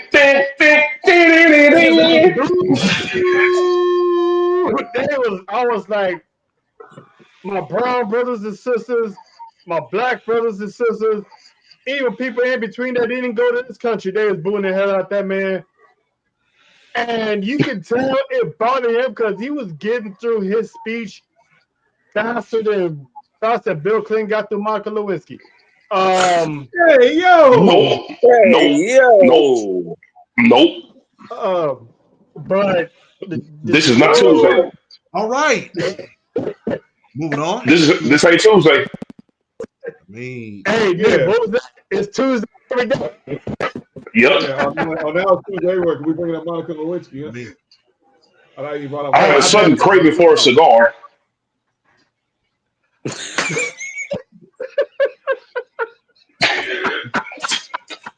May God have mercy on your soul. May God have mercy on your soul. I do not have relations with that young man. Can I go first? But yeah, man, he got rid of his speech a little quick. I mean, everyone was letting him have it, man. Like, that's one thing to hear it on your TV screens, but to hear it in person, it was a definite hate towards Hulk Hogan. My only personal wish is that he had the same hate that they gave Roman Reigns when he beat the Undertaker at WrestleMania when he walked out that Monday night and everybody told him to shut the fuck up and get the fuck out of here and go the fuck home. I was expecting that kind of heat. We didn't get it. No one told him to shut the fuck up, but the whole city rallied against Hulk Hogan. It was a sight. It was a sight to behold. If you ain't from here, trust me, you be proud of John. I know John's proud. Everyone that's from LA was proud because man, they showed up and showed out when that dude pulled up and pretty much told them to get the fuck out of my arena, get the fuck out of my city. John, you're the resident East Sider here, outside of Nick. Your thoughts on Hulk Hogan being told get the fuck out of my state? I ain't never been so proud to be born and raised in Los Angeles, California than I was on January 6th, 2025 at around 7:30 p.m. Pacific time. So I was not in the Intuit Dome. I was watching from my kitchen on Netflix, and I saw what had to be the most epic boo bath that I've ever seen in my life. Terry Bollea and Hulk Hogan everyone. They were not booing Hulk Hogan. Yes, they were booing Hulk Hogan, the person that plays Hulk Hogan. They were booing Terry fucking Bollea. Yeah. My egotistical narcissist that he's been over the last 30, 40 plus years. And you thought, and for everyone who thought this was political, no, it was not. Because when Undertaker Calloway came out there with Rhea Ripley on a Harley to Kid Rock, who everyone in the world hates, and got another Republican, who is another Republican, by the way. Exactly. And got not one boo. Not one. We ain't heard that, John. Not one. I ain't heard Taker coming out calling anybody no N-words. Nope. Nope. He damn sure ain't on tape. No, he damn sure ain't on wax saying it. And the fact that Hulk Hogan thought, okay, because you got this partnership, and I know, and I'm not going to get, and I know we'll probably get into this later. This whole partnership with your beer, you really thought you was going to come into Cali and get love. Boy, you are as tone deaf as the next man. So I'm so proud of my city. Thank y'all, wrestling fans of Los Angeles and those who came to the city just for the night, because y'all made a moment. And I hope Terry Bollea never steps his foot in Los Angeles, California ever again. On God. But you know that ain't gonna happen. I mean, everybody remembers Undertaker and Kane on Taker's podcast. Didn't you have Trump on there? Yeah. Yeah. And everybody online was making a little, his legacy is tainted, blah, blah, blah. Shit, LA didn't make it seem like his legacy was tainted. LA made it seem like, oh, that's my guy. I mean, look. Go ahead, champ. I mean, look, it's documented that Undertaker, all his homeboys was the brothers. I mean, he used to hang out with a little bit of everybody. It's documented. The Bone Street crew. I think he was the only white dude in there. Facts. No, he wasn't. No, he wasn't. Who else was there? Bradshaw's in it. Was it? Minion, was it Minion in the group too? But the Midian was in it. Midian was in it. Bradshaw was in it, I think. You got to win That was a mixed group of guys. You know, Salvio Vega, Yeah. the Samoan guys, Yokozuna, Kama, you know, the Godfather, all of those guys. They still homies to this day. Yeah, they still homeboys to this day. You know, as the Godfather, ironically, owns a shake joint. But, you know, I digress. You know, talk about, you know, life imitating reality. But where's that? In Las Vegas. In Vegas. But shit. Yeah, and Rakitic with Martin. Yeah. So the thing is, it's documented. And I'm gonna say this. I will say this. Look, if you thought it was about political, let this be a teaching moment to every last person. Hold on, Champ.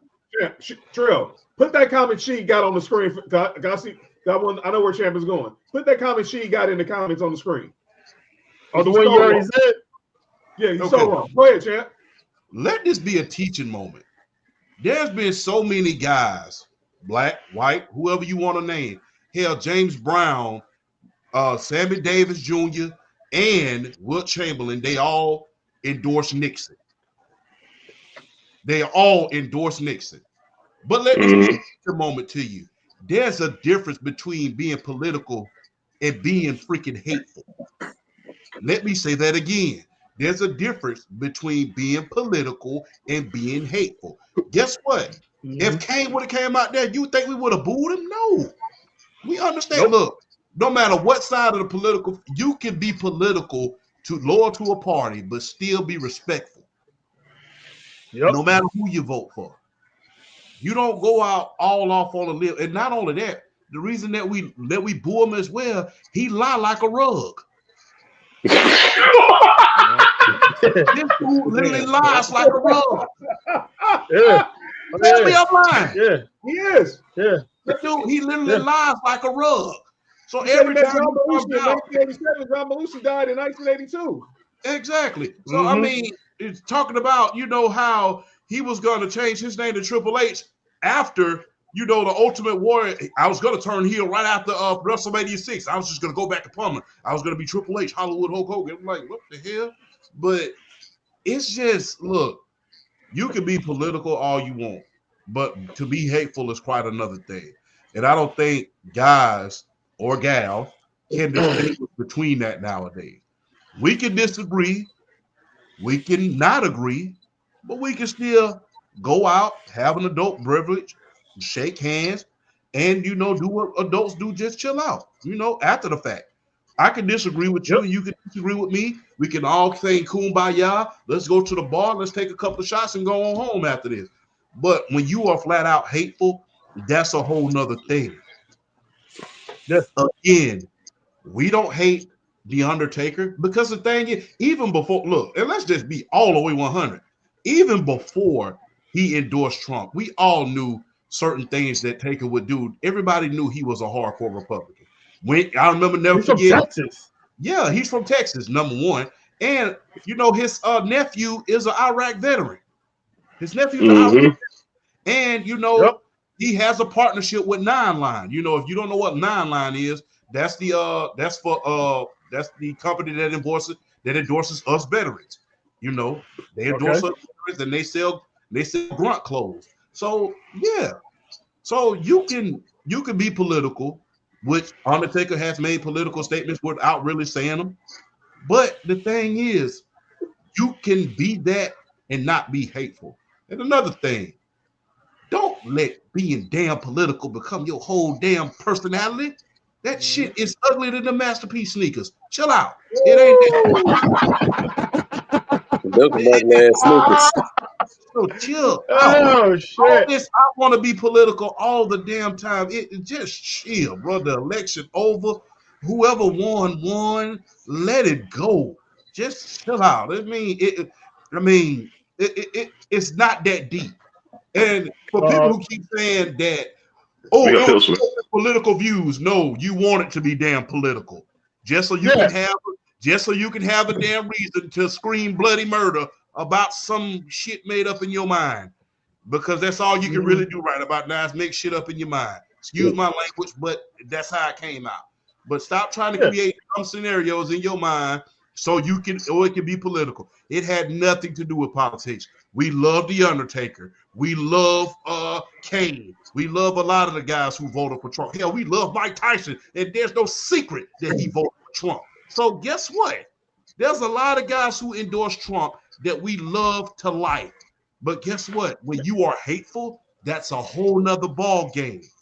Distinguish between, there's a difference between being political and hateful. Distinguish between the two. That's just food for thought. You go do the dishes. Because the people who are saying that it was political don't really even know the true reason of why people don't like Hulk Hogan. Some people just say it's political. Some people just hate on just to join the Twitter bandwagon of just hating for no reason.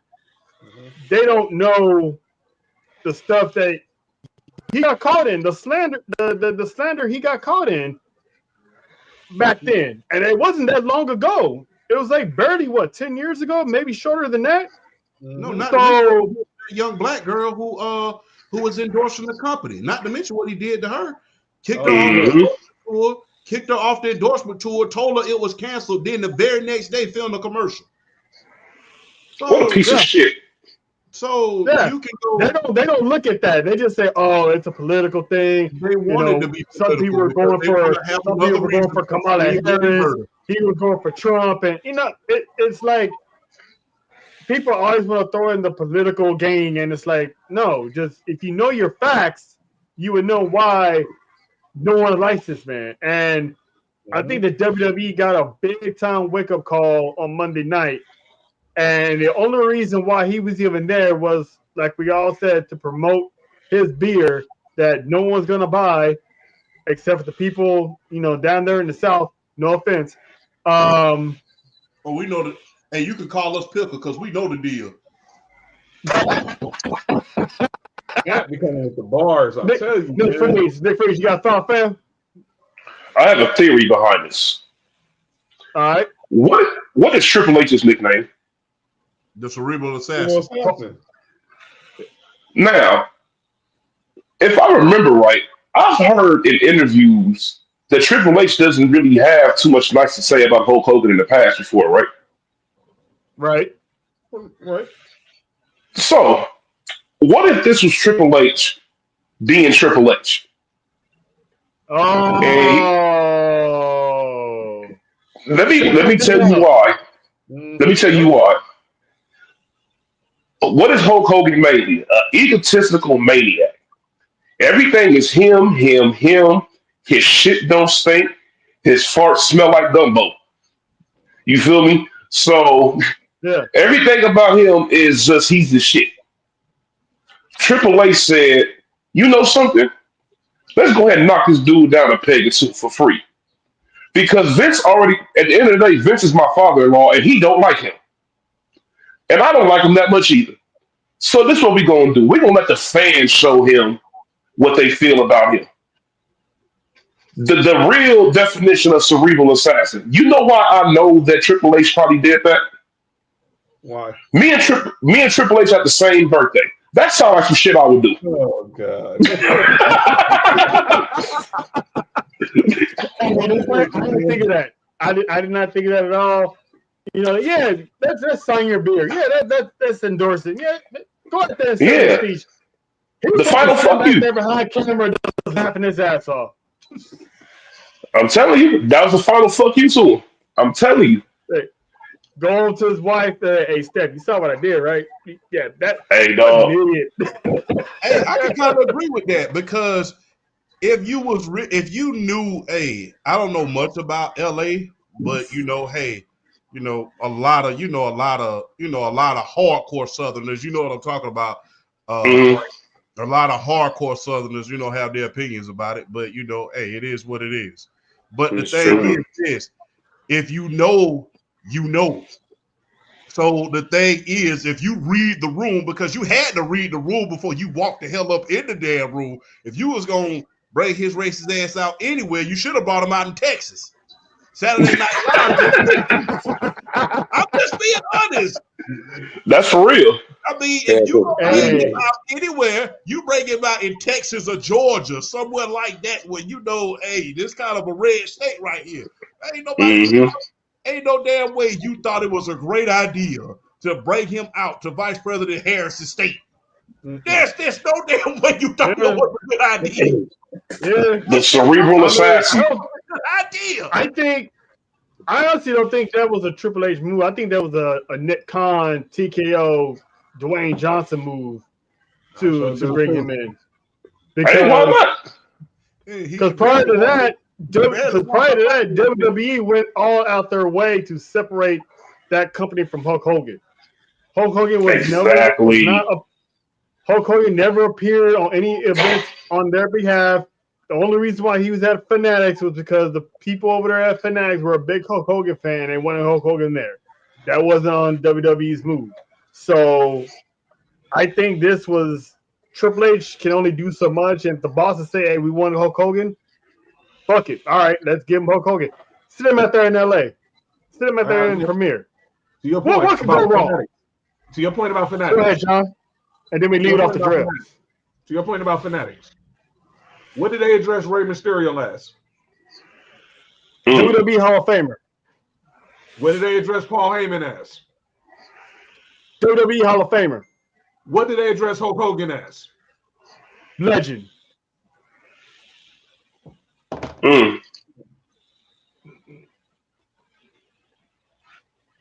Which goes to show that was a Nick Khan TKO move to help promote his beer, and that's it. Because other than that, WWE never would have had him on that show. It would have been Stone Cold, Taker, whoever else would have been on that show. Hulk Hogan would not have stepped foot into a dome and disgrace Nick's Clippers arena like the way he did. Drill, Drill, your thoughts on everyone hates Hulk Hogan? Well, the only thing I can say to that is just, well, what you gonna do, brother? When I come to your arena and get booed out of the building because I'm a dumb racist SOB, and what you gonna do when the 24-inch pythons get booed out of your arena because I decided to kick a black girl off of my campaign because I didn't know she was black, even though it was clear as day? Like, what are we doing? You know, what are we doing? Like, what are we doing? This reminds me, you know what this reminds me of? Everybody's trying to make it all political and all that stuff. What this reminds me of? This reminds me of a promo back in 2005, I believe, where John Cena cut on one Muhammad Hassan, where I remember as clear as day, these people don't hate you because you Arab American. They hate you because you asshole American. And that's exactly what this feels like with Hulk Hogan. It's like they're not booing you because you're a MAGA American. They're booing you because you're an asshole American. It's as simple as that. People that are trying to make this about politics and what he chooses and all this other stuff really have nothing better to do, and they just want to play the victim and they want to play the oppression Olympics. It's really all it is at the end of the day. Hulk Hogan getting booed had absolutely nothing to do with his political views. They booed him because he's a trash human being. And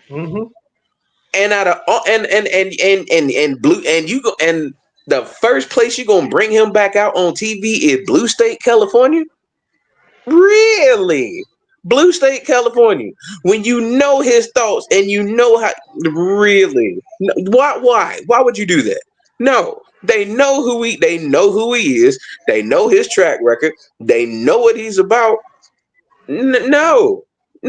Get that racist out the building. We can't. No. Get him out. No. It's you like that whole we done with the 90s and we done with the 2000s and all this other stuff. I hope all generations, myself included, we all have this belief. We are done with Hulk Hogan. We done with Hulk Hogan. Just simple as that. Simple as that. Thank you for your contributions. Thank you what you did for the sport of professional wrestling back in the 80s, early 90s, and all that stuff. Thank you for what you did. Now get the hell off my screen. We don't want you here no more. We know what you about. You to us just no. And you got to think, I'm 39 years old myself too. So best believe I grew up watching wrestling at the time where he was still, the red and yellow Hulk Hogan and all this other stuff. Say your, say your prayers, eat your vitamins, and all that other stuff. And it's like I see people tweeting about it. It's like, why would y'all bring this man back on TV using this same gimmick when this gimmick been stale since like the early 1990s? Like, I mean, what are we doing? Like, what are we doing? Like, yeah, everybody in their 20s is like, who that? Exactly. Yeah, exactly. Everybody in their 20s like, who this fool? Oh, he did what? Oh yeah, Buddhist man. Just like get him, just get him. I get it. He's Hulk Hogan. You trying to get a little cheap pop out of the people. All you did was just get that man flamed and sauteed and cooked like he was filet mignon on an open flame grill. That's pretty much all. That's pretty much all you did. That man got sauteed. I mean, I have never seen a legend in one night get like cut to shreds the way Hulk Hogan got booed in the Intuit Dome last night. And to be quite honest with you, as a guy who grew up loving Hulk Hogan, but then seeing the man and hearing the reports and all this other stuff, that warmed a special place in my heart. A real special place in my heart. There are all I'm gonna say is there are very special places for people like Hulk Hogan. And y'all can read between the lines all you want. And people out there that might be hearing me, you can read between the lines all you want. At the end of the day, LA, shout out to Los Angeles. LA did us a solid, booing the hell out that man. Did us a straight solid, booing the hell out that man. He deserved every single ounce of them boos for the type of human being that he's revealed himself out to be. It couldn't have happened to a better dude. LA did us a solid booing that joke out the building. That's all I got to say. Hey man, and if you didn't know what kind of man he was, go visit that old video clip of him driving around listening to Young Jeezy and rapping it word for word. And when I say word for word, I mean and he started the song over for word. Just to say it again. But to answer Drill's question, and John knows where I'm going to go with this. When he said, "What you going to do after I got booed?" I tell you what Hulk Hogan did the next day. He went on a certain podcast show and had a press conference. Oh no! Oh no! He went on the Pat. Well, he himself did go on the Pat McAfee show. One of the guys, Ty Schmidt, who is notorious for his acting and poking fun of like Hall of Fame coaches, whoever. He dressed up as Hulk Hogan. And man, I tell you, I died in that barbershop. I was like, what the fuck is going on? I had to text John that, hey, you see Hulk Hogan got a press conference. He was like, the fuck you doing with a press conference? And I'm like, go ahead and watch. And man, that shit was funny. That's a clip of it on social media and on YouTube. Shout out to the Pat McAfee show. That show's hilarious. Those guys are hilarious. So you have to protect Schmidt at all times. Put him in the same place with R-Truth. Put them away and throw away the key. Yeah. And on the last statement of this topic, fuck Hulk Hogan. Moving on. Now we're gonna get to the part where John, I'm pretty sure John's definitely gonna have a lot to say about this. Last night, NXT, New Year's Evil. I'm not even going in any particular order, so I'm gonna start with the most important thing that happened first. The final boss, The Rock, pulled up to the Shrine Auditorium in Los Angeles, California, to pay his baby girl a visit. His oldest daughter, Simone, aka Ava, paid her a visit, had a run-in with Ethan Page, and one of the funniest promos I ever seen in my entire life. He pretty much praised Ethan Page, liked what he does, and he's like, I want you to be cool. I want to be cool with you, but if you're gonna be cool with me, you need to be cool with my daughter. She's the final boss of NXT. She says what she say goes. He was like, all right, cool. I swear to God, Nick, the biggest pause moment I've ever seen. I saw that. I saw that promo. The Rock is hilarious. The biggest pause, like straight out of prison. Nigga walk by. Now, mind you, Ethan Page is a white Canadian.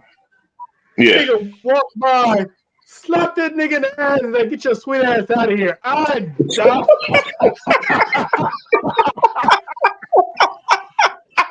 Hey, what you doing, man? hey, Trill.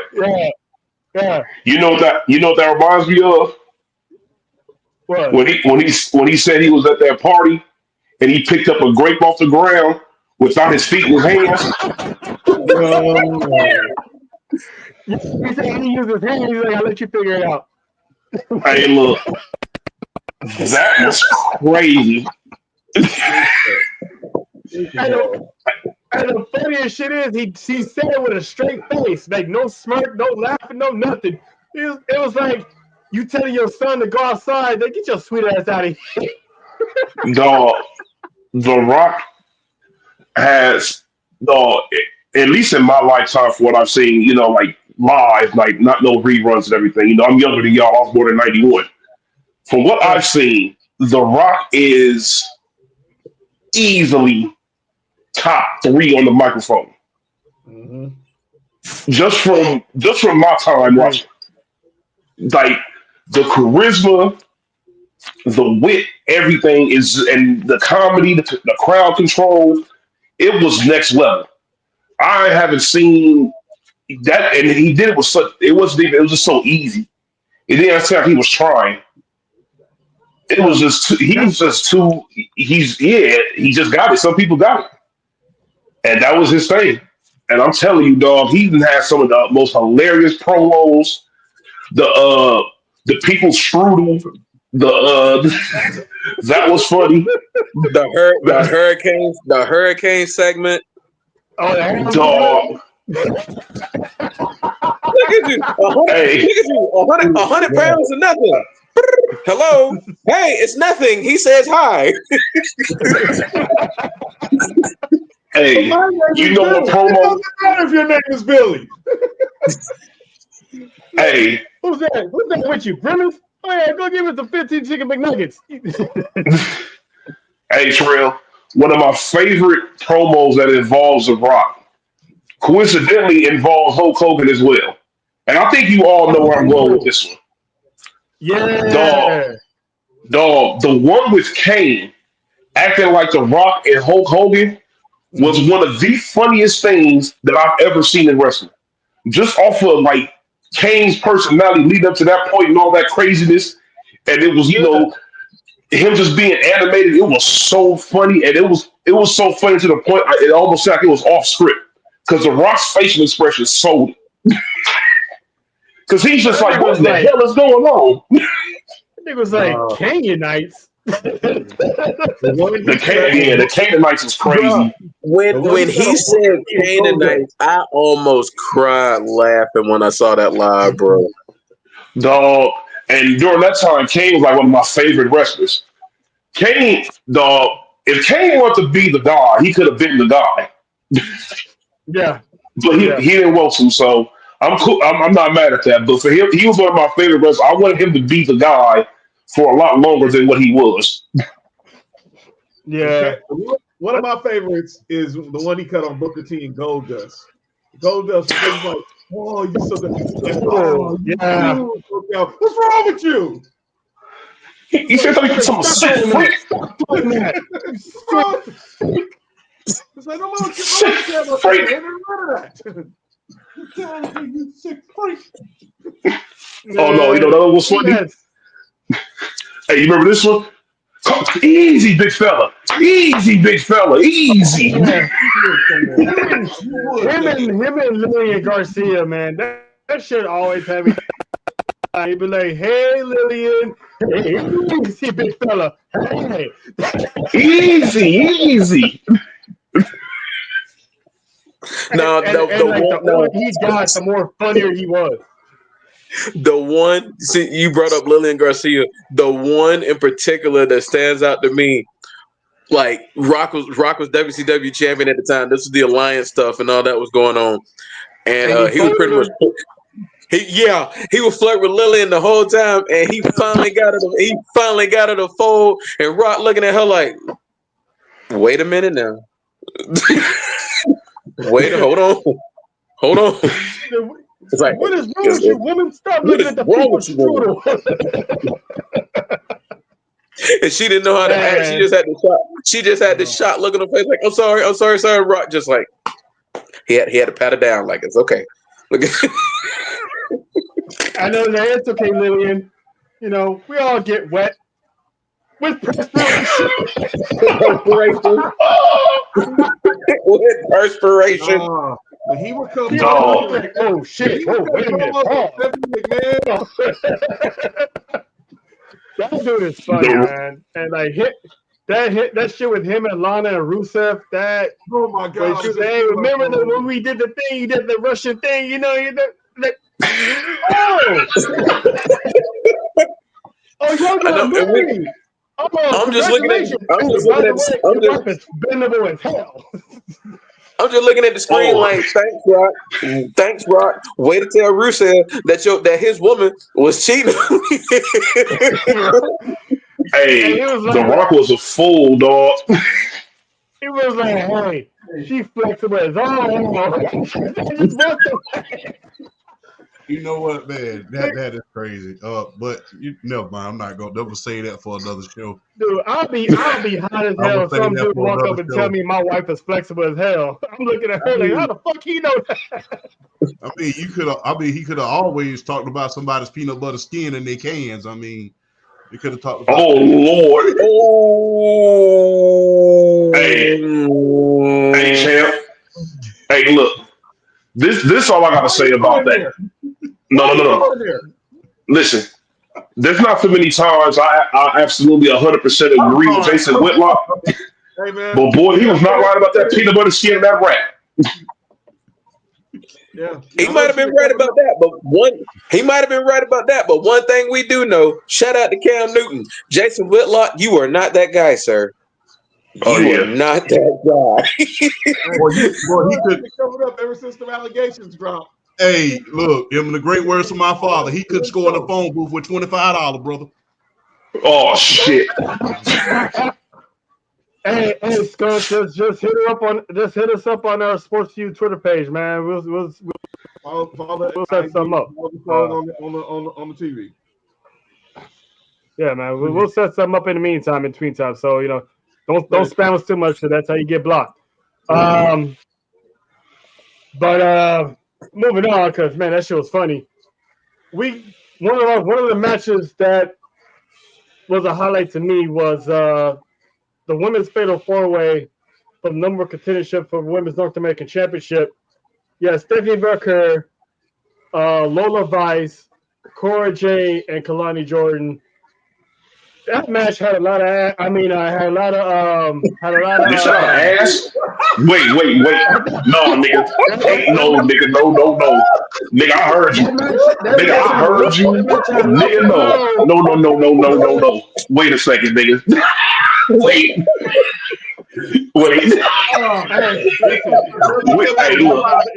Hey, podcast, not West Coast Productions, brother. Chill out.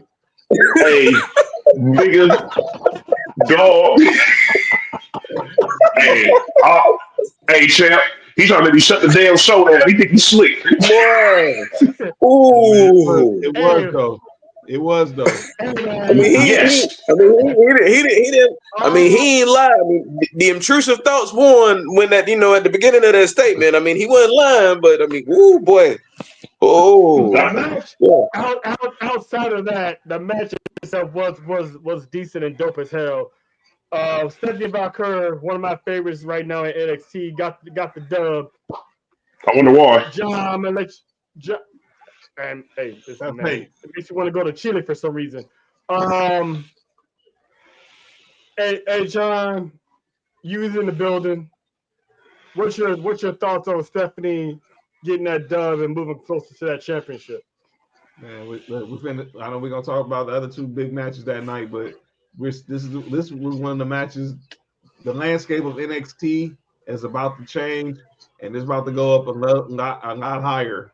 And they've already were on a high pitch, and this division has already been one of the most stacked women's divisions between all three brands. But You ain't lying. This match, yo, you all right?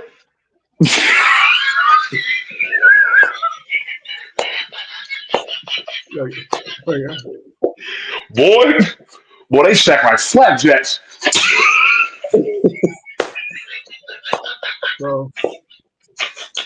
So anyway, Shit. Someone tell me when Nick's lying. I'll tell you he's not. Go ahead. This is Trail's fault. He wasn't lying. Unfortunately, we didn't get a chance to be graced by that by how loaded that roster was last night. But oh yeah, block whoever loose skunk did. Get this weirdo up out of here. He about to, bro. What's name suit he got on? What the fuck? Is that Oh, a domination suit he got on? Wrong nigga, man. I'm from the east side, homie. You know, I'm the wrong dude. But back to the show.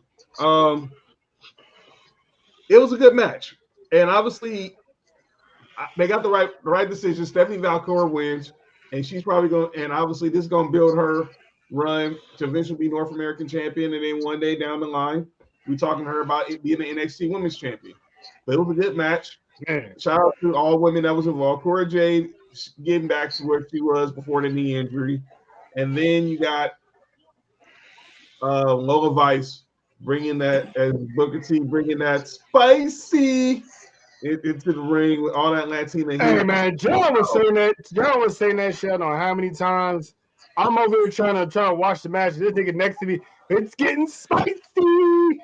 It's getting spicy. Yeah, and when she hit that hip attack, I was like, whew, Jesus Christ. Cool. Lola Vice. And then shout out to King Jordan, obviously. You've seen the little edge with her. And the grass is green and the sky is blue, AC.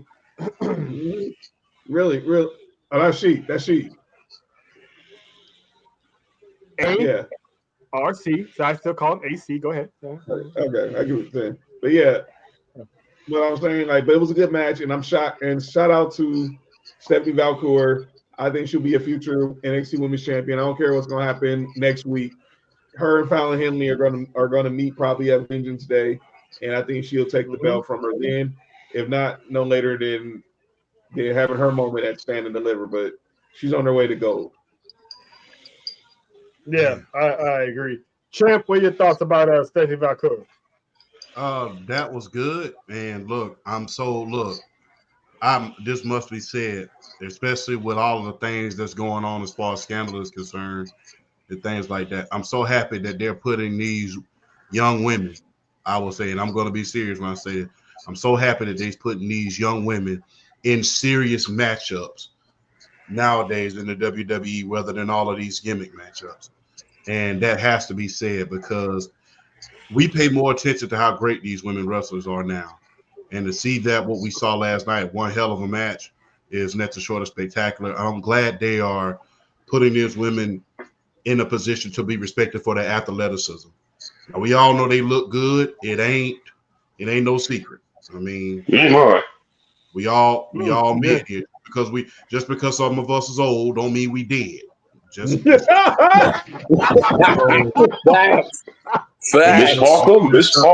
Parker. Hey, just because I tell my nephew that all the time. But I get over it. Hey, just because I tell my nephew that all the time, young man, just because I'm old, that don't mean I'm dead. So, hey, no secret to nobody, but I'm glad they are putting these young women. It just wouldn't feel right if they had them in all of these gimmick matches that they had back in the ruthless aggression era. That would have been a waste of talent. So, look, if I don't say anything else, I gotta commend the WWE for putting these young women in empowering position rather than a lot of uncomfortable position, especially given the climate that we're in right about now. And that's all I'll say on that note. But that was a hell of a match. I need to see Shawn Michaels. I need to see Shawn Man, Michaels. I was about to say, man, fuck WWE. Shout out to Shawn Michaels. Because he's going out here getting these females from colleges, D1 athletes, scholars, NIL deals. That's the big difference. He's doing how to find these women that not only look good, that not only stack, but they can still actually wrestle. So, shout out to Shawn. Because Shawn, he's building the women's division of WWE for the future. And listen, man, like I said, I didn't get to see Jada Parker, but, hey, it's all good. I'll catch her when I catch her. If you don't get on the watch, get on the rinse. Yeah, I'll catch you in the LSU game or something. Dre, what are your thoughts on Stephanie Valkyrie, man? Yes, Nessa. Champ will tell you from like podcasts and talking about the NXT women's division. I am a huge Stephanie Valkyrie fan. Not just the fact that she is definitely one of the most beautiful women in the entire world, regardless of sport or profession. She is one of the most beautiful women in the world. She is also one of the most dangerous women in the world. I've seen her wrestle. I've seen that woman wrestle. Me too. I've seen clips of her. I saw that match at Forbidden Door with Mercedes Moné. That match got her signed. That match is the reason she signed with the WWE. Let's just keep it all the way 100. That match was amazing, and she showed just how dangerous she was. NXT, I think, right now has the best women's division in the world. Easily. It can argue. I really think they do. They have the best women's division in the world because Shawn Michaels just now. Well, I'm gonna get on you a little bit, Shawn, because all we know about you is, buddy, you got a type. You have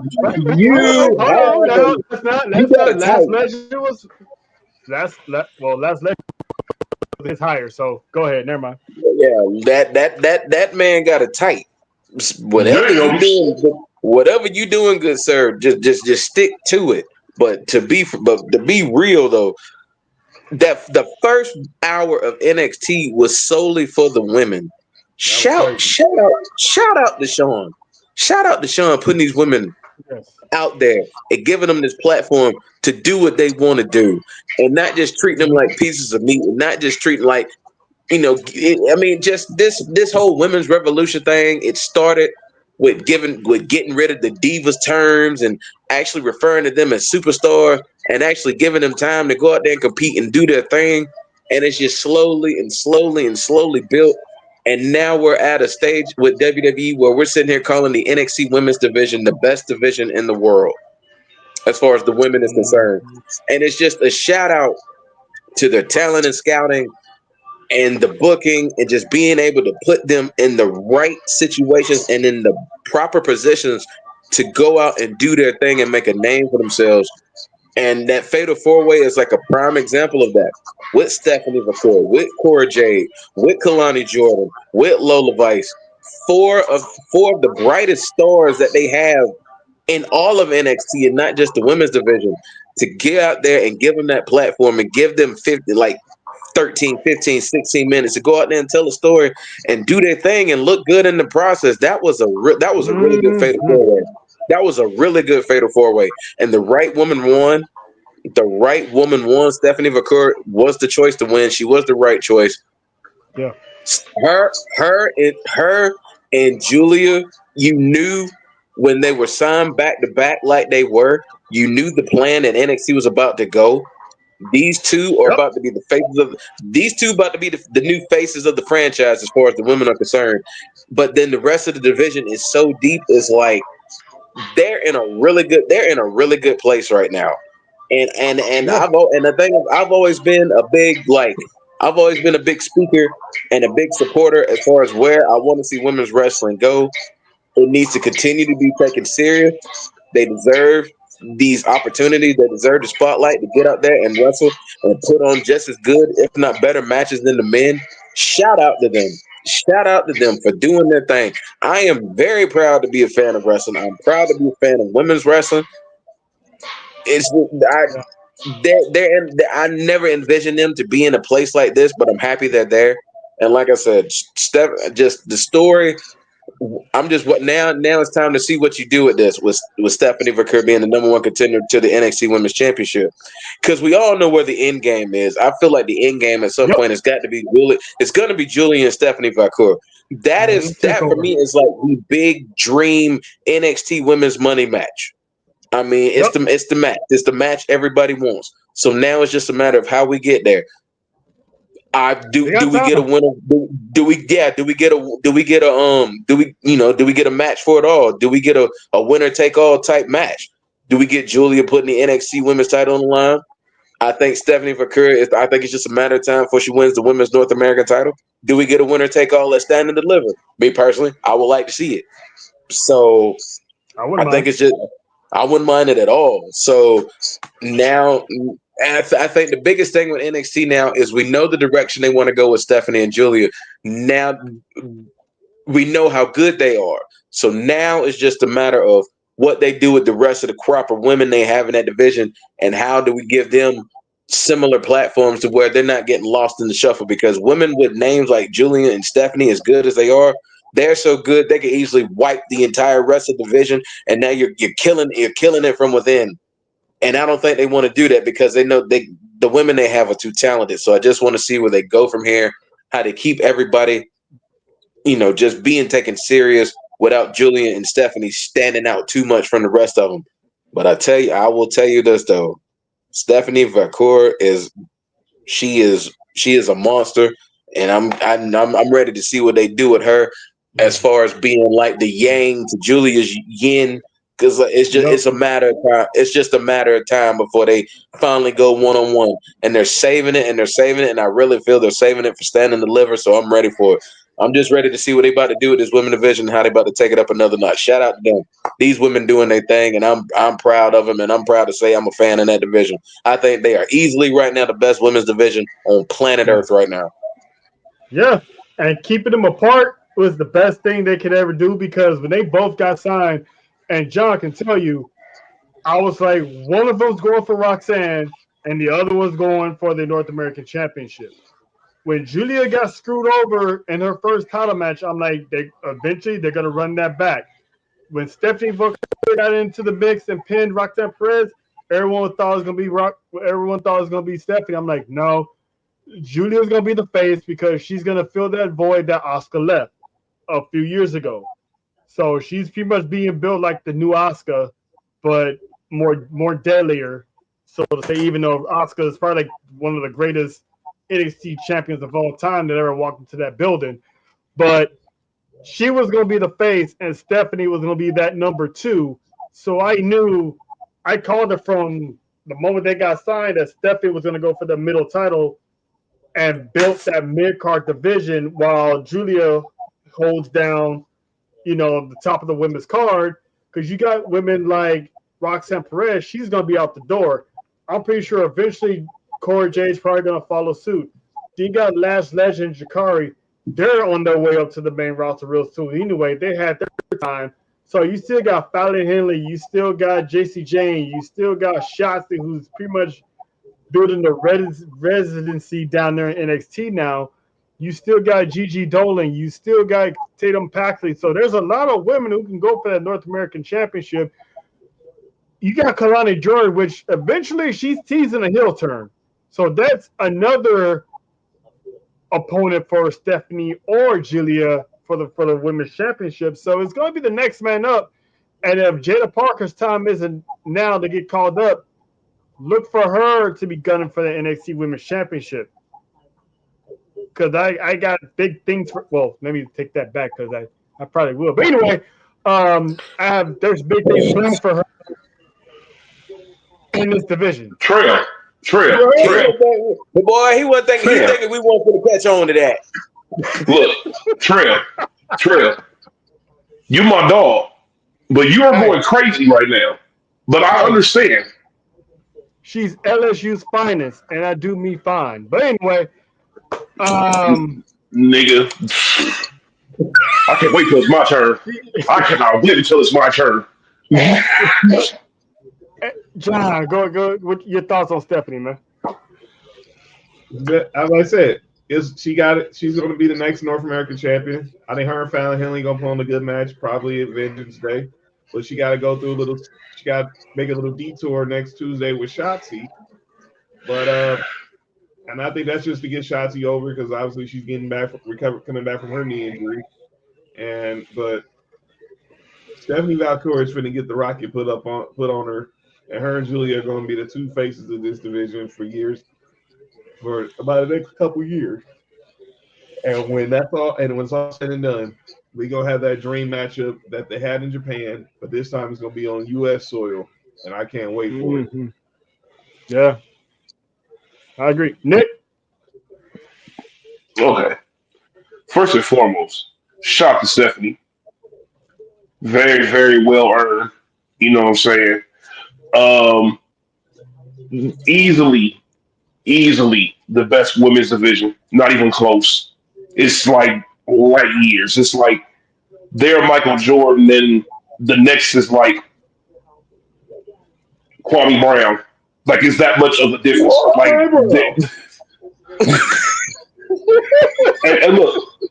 and that's no knock on anybody else. It's just that's how good their women's division is. It's really just that good.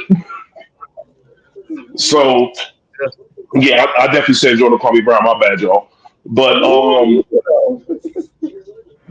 the women's division all across wrestling is so dope now because I think I discussed this with John before, and John and Trail, but it's for sure when they went away from hiring these Playboy models and, you know, the airheads that, you know, that was just for the looks and all that, you know, like the Sables and all that stuff, when they started getting rid of them and really started, you know, putting actual athletes out there, you know, you can teach them how to wrestle and whatever. If they got it, they got it.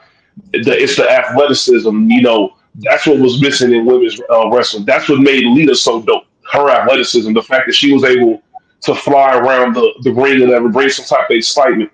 You know, Trish Stratus, she wasn't the best wrestler in the world, but her wrestling skills were good enough to be like, okay, I can lock into your match. You give me a good ass match. You know, these ladies nowadays, boy, they are killing it, and I love seeing it because, like you said earlier, they went from being objects and, you know, and divas and all that to being what they are. They're athletes. They're wrestlers. They're part of the company. They're not just a trophy wife. You feel me? You bring them in the storylines and make them more famous and all that other stupid shit they used to do. You know, so, you know, like you said, shout out to Shawn Michaels. You know, shout out to Mark Henry as well. You know, if you know, you know. These people are doing their due diligence when it comes to this women's division, and the women that are stepping up are definitely making these guys look good because they can only get you so far. Your talent takes you from there. Yeah. So, you know, shout out to Stephanie. Great win. I predict her winning it as well. But they're going to, you know, it's good old WWE. You got to drag it out for a little bit. You know, you got to build it up. You got to drag it out a little bit. You know, you got to drag it out for a couple of months. And then you get that big match and all, man, it's going to make everything. That's why I love WWE, man. The storyline is just so wonderful. Ain't nothing like a good storyline in wrestling, boy. It just gets you all the way locked in. Yeah, and I agree with Nick. I can see them dragging this out. So it might not be TakeOver.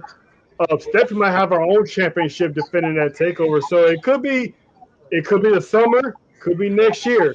But the longer they drag that out and keep them separated, because eventually Stephanie's not going to forget when she was this close of winning the Iron Survivor, and she just ran out of time when she was trying to pin Julia. So, and when she Yeah. had that loser look, when the confetti's dropping, you second place, and you staring at the winner getting the gold Hmm. trophy, you just standing like, damn, I was this close. So when I saw that, I'm like, yeah, we gonna get that match one of these days because that dynamic is there. They're Hmm. definitely 1A and 1B in that women's division, and they're gonna both help elevate NXT to some new heights. Because to build your stars, you gotta have top champions that can carry and mold these Hmm. girls into something. And those two international stars are the best women for the job to help everyone else in that roster get better and better and better. So whenever that person, whoever that woman is, that dethrones either one of them, you can definitely say she earned it. Did Dethroned, y'all Nick, hear not that? dethroned. Y'all But heard that, right? Did y'all what? hear him? Heard what? He didn't say. Okay, nah, Trill. I heard that, dog. Yo, wow, man. I, No, I Trill. said I heard that. dethroned. No, you did Yeah, I not. said I heard dethroned. that though. Yep. Yeah. Okay. All right, Nick. All right, Nick. All right, Nick. Nah. All right, Nick. I'm gonna rewatch this. Hail Mary. Speaking of Dog. Hail Mary. This is crazy. speaking of speaking of the champ, Julia, the beautiful madness herself, dethroned Roxanne Perez's title reign. And what a reign Roxanne Perez has had. Speaking of someone that came into her own, the moment she turned heel, she pretty much became the AJ Lee of NXT.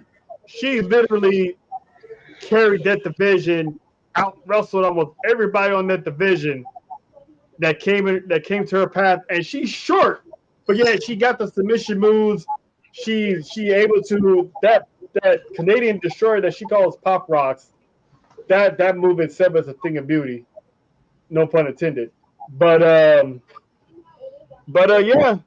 the beautiful madness, she got it done. Champ. There's a new champ in NXT.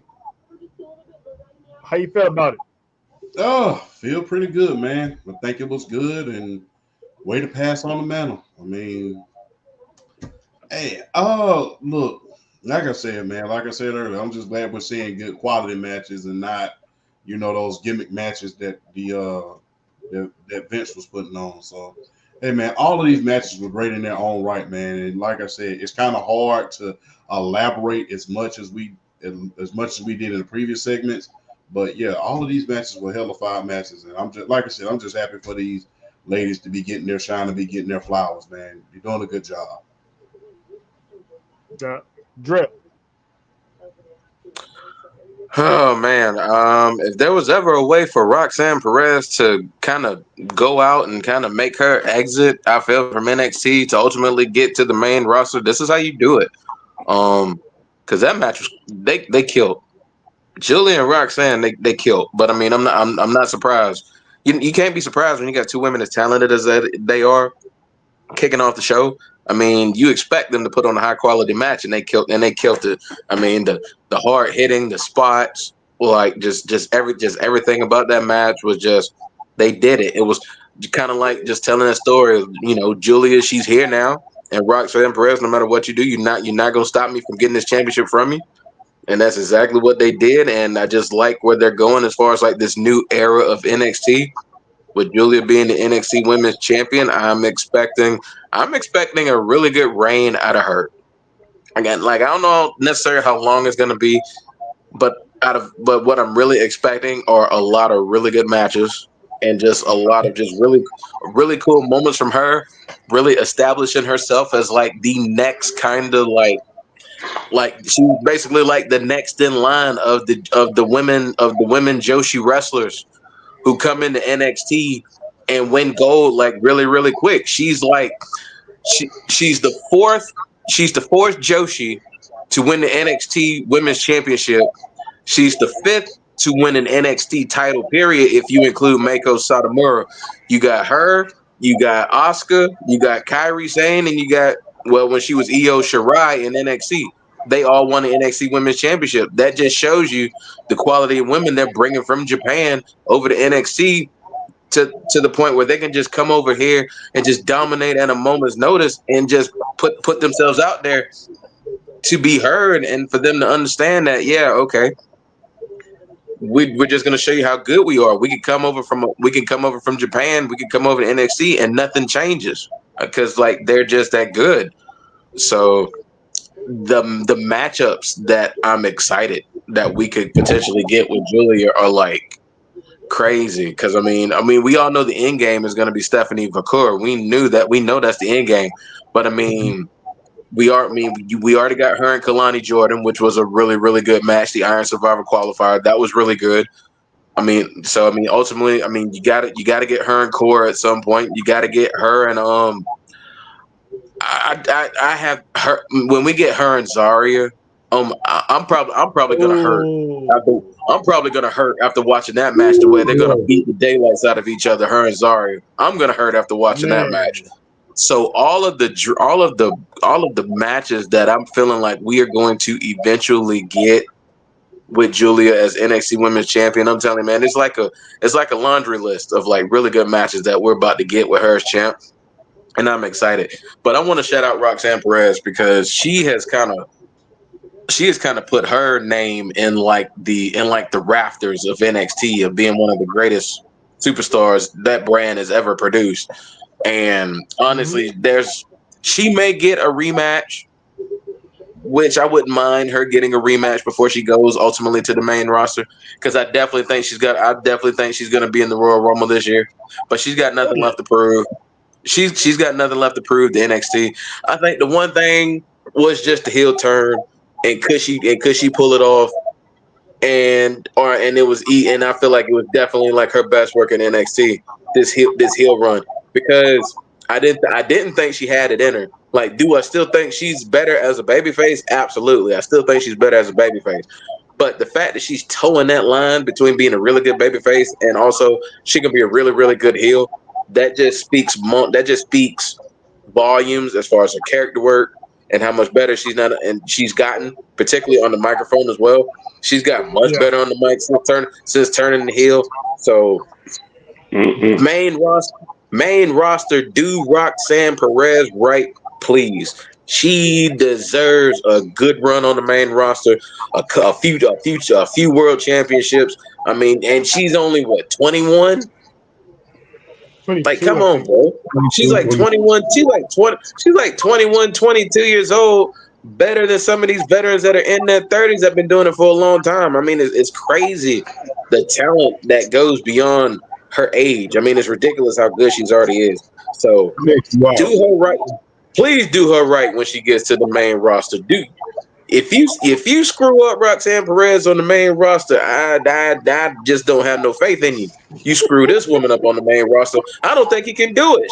She's good. I just don't see a way he can screw her up on the main roster. Me personally, I would probably. Some people say she's raw ready. I feel like the way she wrestles would be better suited on SmackDown with the women's wrestlers they have on SmackDown. I think she's better suited. But I think wherever she's she's going to succeed. The Candice LeRae, the Meechins, Exactly. I think she would be better suited for SmackDown, but regardless, whichever show they put her on, please do her right. She deserves all the flowers. Shout out to Roxanne Perez. She did her thing. I'm just glad that all this Nick, man. Nick, boy. He's laughing because he knows something coming, but he's trying to give us some time. Oh, I already said it. Just look at your comments. Hey, man. Lord have mercy. You remind me of the guy in class we always try to stay away from. That's me. For sure, that's me.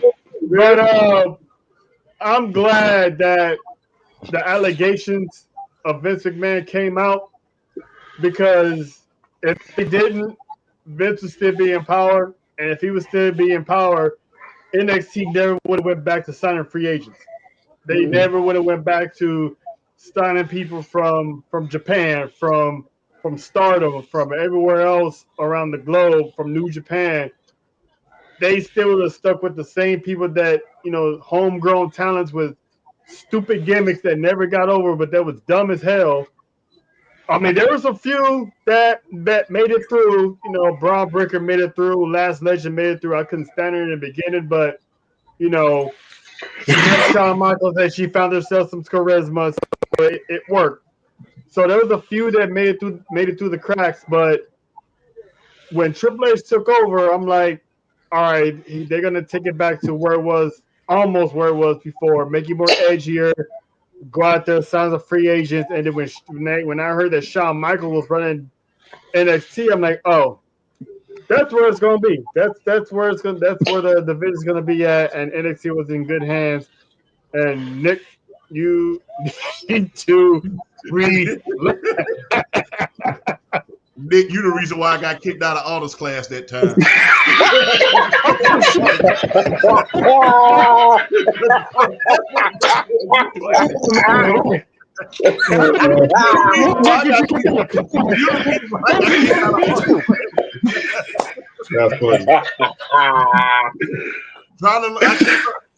I can't learn shit in class because of you.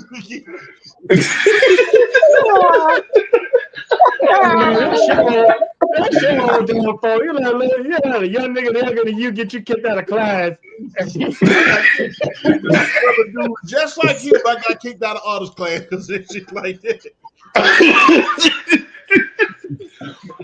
I'm only saying what we're thinking. Ain't no more than me because he gonna spot your ass from the other side of the classroom while you trying to hold it. Lord, oh shit! Woo! What? God damn, Nick, what do you think about Julia winning the NXT championship, man? Listen, my fault, y'all. Listen, first and foremost, shout out to Julie for winning. You know what I'm saying? Well deserved. You know what I'm saying? I gotta go back and look at the episodes and really check everything out for NXT. That's what I usually do. I usually have a day throughout the week where I go back and look at all the wrestlers for the week. But yeah, I'm a what they call them? I'm a binge watcher for sure. I don't like that old week to week shit. That should be pissing me off. I need to lie to you. I do that with TV shows. I went to like 2 seasons in. Yeah. I'm not to avoid people, so I don't get no spoilers. I know how to do all that. I'm good. But yeah, I think that first of all, I think that the division in itself is definitely in good hands.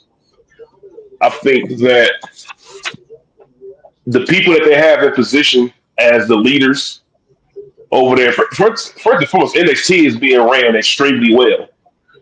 For that to be like the development league-ish type of thing, they got their own shit going at a very, very high level. So shout out to them and shout out to everybody that's involved, that's making this show work. And shout out to all the talent that's on there that's making it work, because without the talent, it wouldn't be shit. True. So they're putting together an entertaining product. So that's something extra for you to watch if you're a big time wrestling fan. That's more wrestling for you to watch throughout the week. That's the way I see it. So I'm never complaining about watching more of the product. And when it's a good product like what NXT is putting out there, oh yeah, you got me locked in. I'm glad that y'all enjoyed the show yesterday, though, for sure. Shout out to y'all. It was great. It was great being in the building, man. It was great being in that building. I know it was. Yeah, that was. I've been to a takeover before, a while back, a long time ago, when Adam Cole and the Undisputed Era was running roughshod over NXT. So I was there for the War Games match for Survivor Series weekend. But yesterday was John's first time ever going to an NXT event, man, and It was like you said, man. It was fire. The fact that on his first night there, he got to see The Rock at NXT. I mean, that's you can't make that shit up, man. Because Yeah, that's dope. The fact that the Rock is there is dope. yeah, because main roster talent, no matter who it is, used to never go down there unless they pretty much got kicked off the main roster because they wasn't good. So Or let's the say they were fact you single. got someone that too, but to have the to have the boss basically essentially coming down there and to see, I'm not a father, Nick, you and John, y'all parents, to see The Rock down there with his daughter and on NXT having that little segment. I can only imagine as fathers how dope that is. And Drell, Champ, you guys are fathers.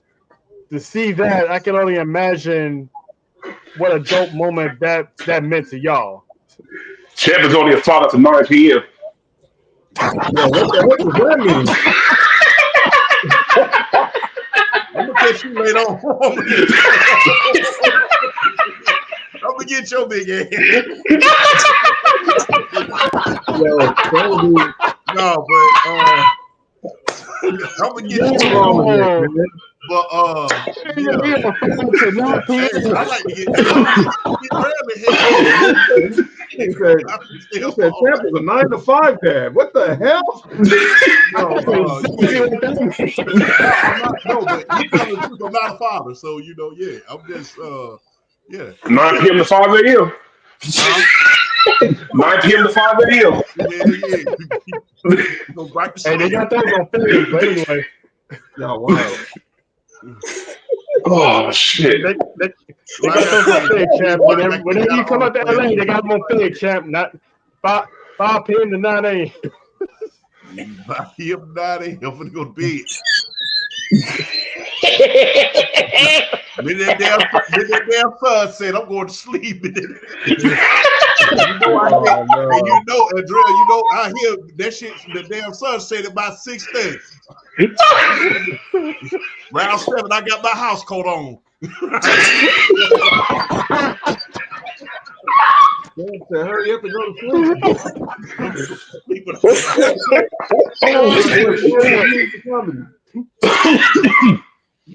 Oh man.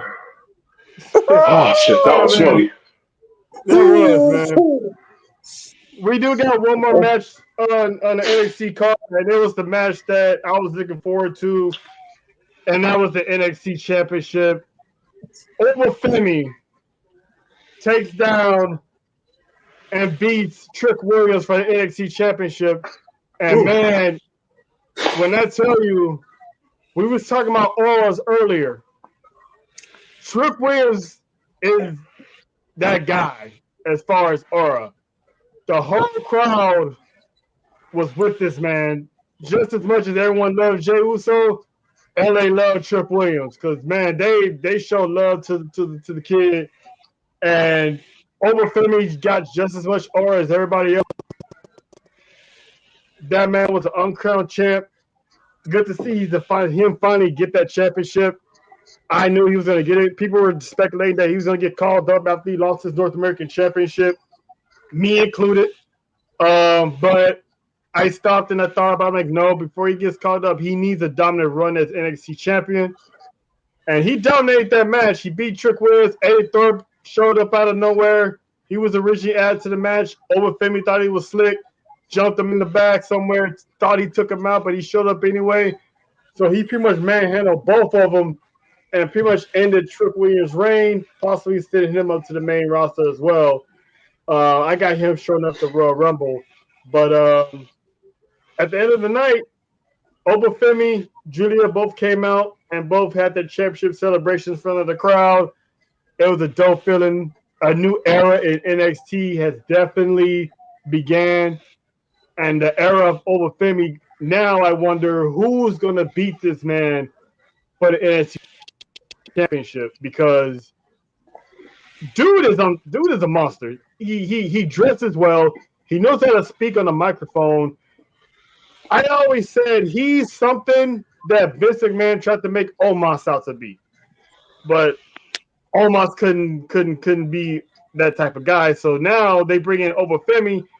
He can speak. He speaks well. He knows how to cut a promo. He knows how to dress it. And Nick will appreciate this. He's a former football player, so to see guys coming from the gridiron stepping into the ring and actually make a name for themselves, it's a beautiful feeling.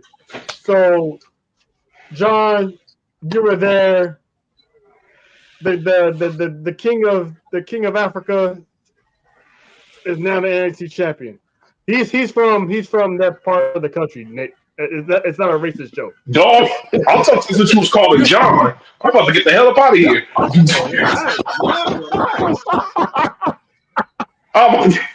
gonna get the hell up out of here.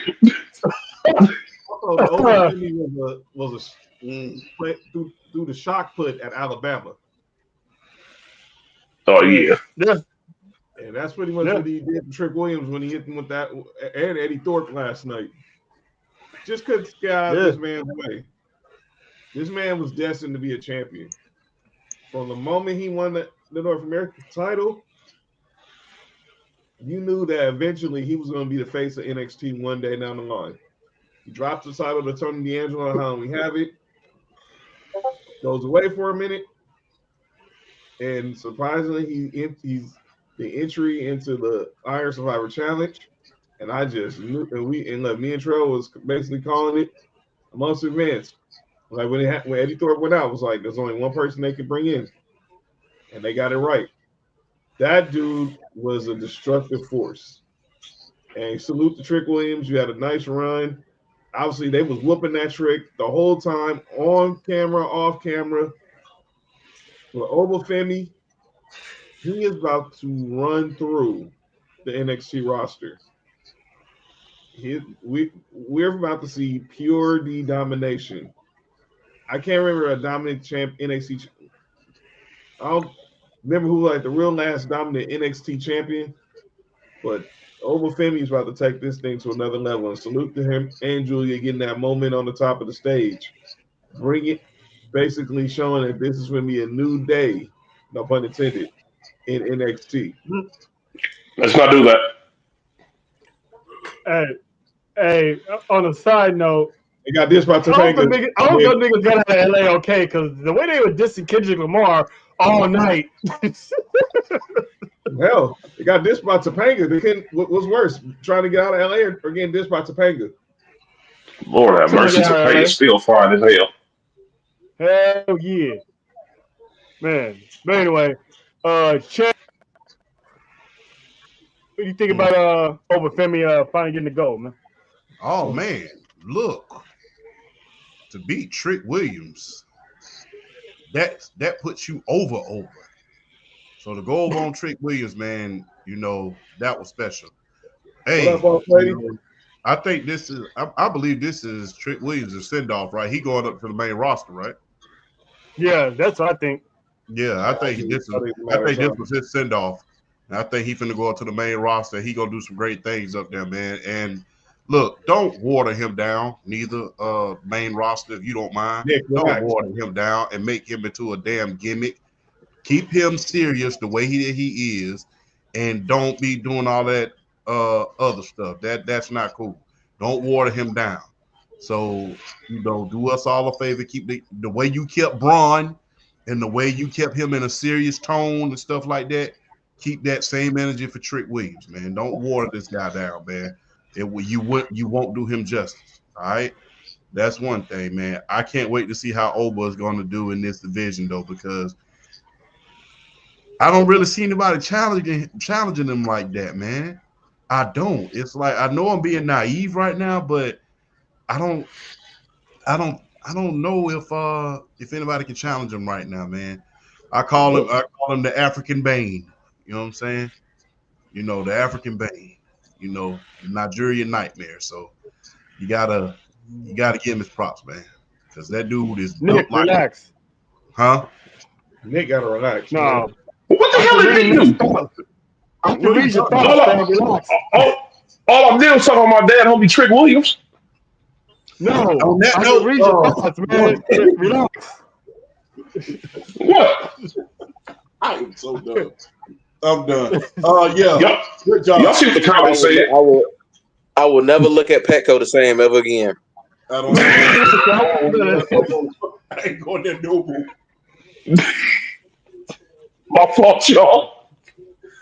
Petco's the new pig. But anyway, Hey, yo.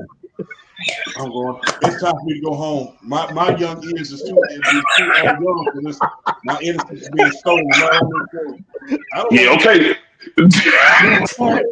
yeah, we don't have them bets for overseas.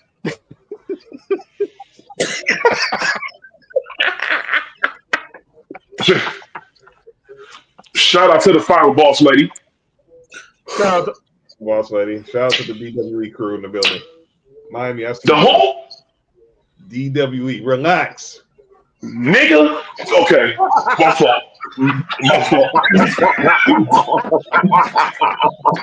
It's crazy. What's Thank you wrong for with My fault. Yeah, I see boss lady. I see. Oh god. I bet. Drill, your thoughts on number 50 winning the NXT championship. I got definitely the right move here. The growth of Trick Williams though can't be understated. I mean, basically going from being like Carmelo Hayes' sidekick, not knowing what he's going to be able to offer in a wrestling ring, to being arguably the biggest star in NXT going right now, and just his growth has just been. You can't say enough about the work he's put in and what he's become, and just how he's really just made a name for himself. And I'm just ready for the Royal Rumble, and I'm just ready for that whoop that Trick. I guess they're going to be in the Colts Stadium. I guess Lucas Oil. I guess they're going to be in the Indianapolis Colts building for that show. I can't wait for that whoop that Trick. I can't wait for that whoop that Trick chant in the Royal Rumble, because that's going to be something amazing. So shout out to Trick and what he's been able to do. But Obafemi though, he is him. Obafemi is him. I don't it just ain't I don't think they ain't nothing that big, ain't nothing that big Joker could do, man. Can't do.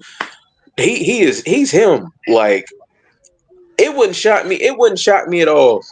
I feel like with him being NXT champion, he broke the longest reign record for NXT North American Championship.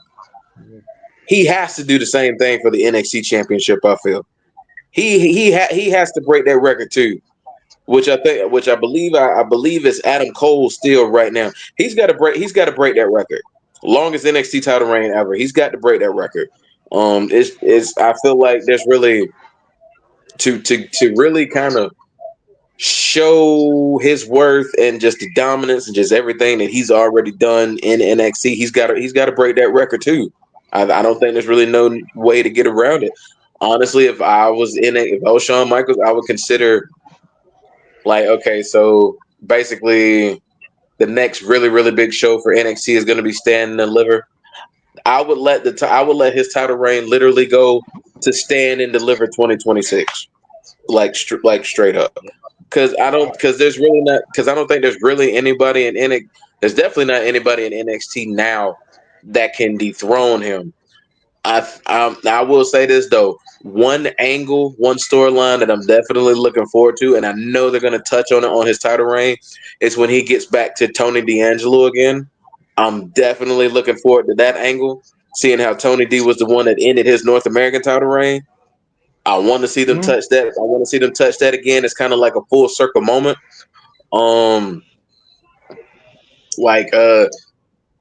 My thing, yeah, because like with both champions losing, it's one of those where it's like, do they both get rematches? And I think they could potentially both get rematches before ultimately they're called on the main roster, which is what I think is going to happen. But going back to Oba, he just has all the makings of just being like the next in line of the big dominant athletic wrestler who ultimately get to the main roster and just makes a career and does a lot of great things. I mean, yeah, it's inevitable he's gonna get to the main roster. It's just that a lot of these NXT talents, you just hope they don't mess up because they just grown in such a fashion to where they're just so good in NXT, and then they get to the main roster, and it's like the main roster it's like they don't know what to do with them when they get there. Obafemi for me is just cut and dry. Obafemi for me is just cut and dry. It's cut and dry. Just let that man get to the main roster when he finally gets there and run through everybody. But this title reign, I'm gonna call it. I think he's gonna break the record for longest NXT title reign. I'm calling it here. I think he's gonna break that record. And the match itself was really good too. Trick holding his own as long as he could, but Oba it was a story they needed to tell. Trick's a fighter; he wasn't going to quit, but Oba's just Oba, and just no matter what you do, it's just he's inevitable. It's like he said, he's inevitable. So I'm happy for Oba. I'm glad he's got this championship. So now it's just a matter of how we make it work with him and what do we do. So I think there's some good potential matchups for him as well. But ultimately, this was the money match, and the right guy won. Yeah, I don't see him losing at Takeover. Obviously, he's going to dominate in Vegas. As far as going the gauntlet all the way to next year's Takeover, that I'm not sure. I mean, that hasn't happened in a long time. That type of reign, I don't know if they're going to do that often. Having people having all these lengthy title reigns because Roman Reigns had a championship for like 4 or 5 years, and the last time anyone's had an undefeated champion like that for that long was Asuka, and how long ago was that? So I think by summer they're going to be hungry to have this guy on the main roster because if you put him on the main roster now, I think he could be ready, but I don't mind him staying behind, have a dominant reign as champion, really built up his legacy there because his name's going to be on the NXT Raptors when he leaves that place. So in order for that to happen, he needs to be there for the bulk of the calendar year, if not at least all the way up until the summer or fall. But I would not be surprised if WWE gets gun shy happy and calls him up sooner than later, probably maybe by spring, after spring, close to summer. I wouldn't be surprised. But I don't see anyone right now dethroning him outside of Tony D'Angelo. They can revisit that, but I'm pretty sure you're not going to have Tony beat him again. So I'm pretty sure he's going to get that. He's going to get that his get back on that and defend that championship. So I don't see anyone right now showing up beating him because they don't have anyone down there right now that can actually stand up to him. I mean, everyone's in tag teams right now. Ethan Page ain't got no chance. Trick Williams on his way out. Eddie Thorpe, I know. So right now, I don't know who's gonna be that David to his Goliath if they're gonna go that route. So I don't know who's gonna beat them, but we'll see. They teased it a little bit. They teased it a little bit during the Iron Survivor. I think that's going to be Javon Evans down the line ultimately. Maybe, but if that's gonna happen, I'll say that'd be summertime because he gotta come back, get over that feud with Ethan Page. He already got rid of Wesley, so we'll see. Because I can definitely see him as a future NXT champion or at least North American champion, if anything. So if they build him up right, I can see him being like that underdog. Nick, before we wrap this up, your thoughts on Obafemi? I didn't watch the match, but based off what I've seen from him already, I think Yeah. that this guy right here is going to be something special for sure.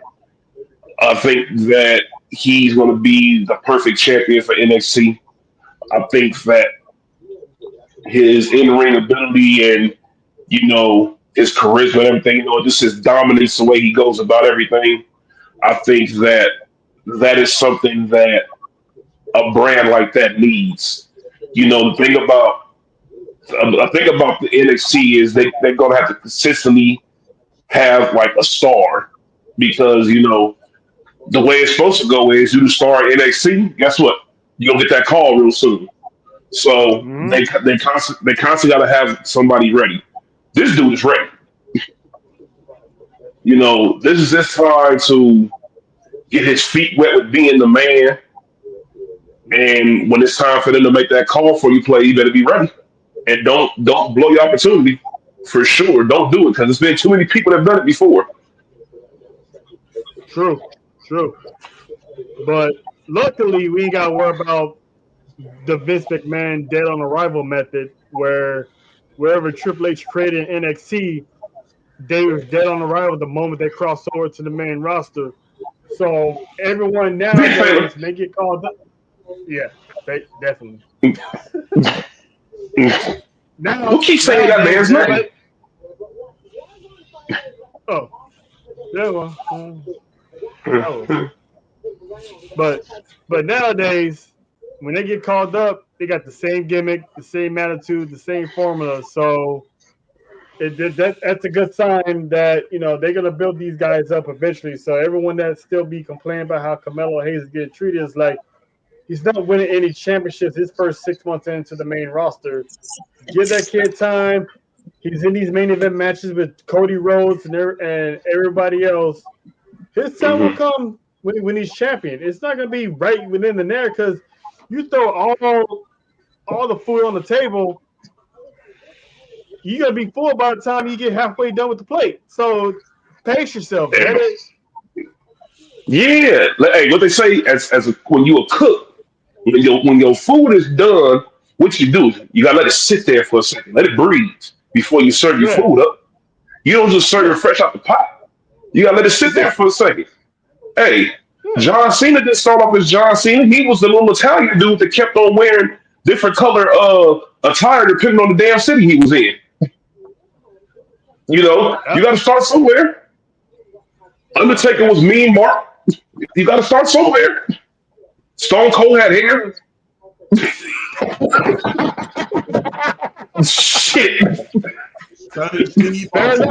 Stunning Steve Austin.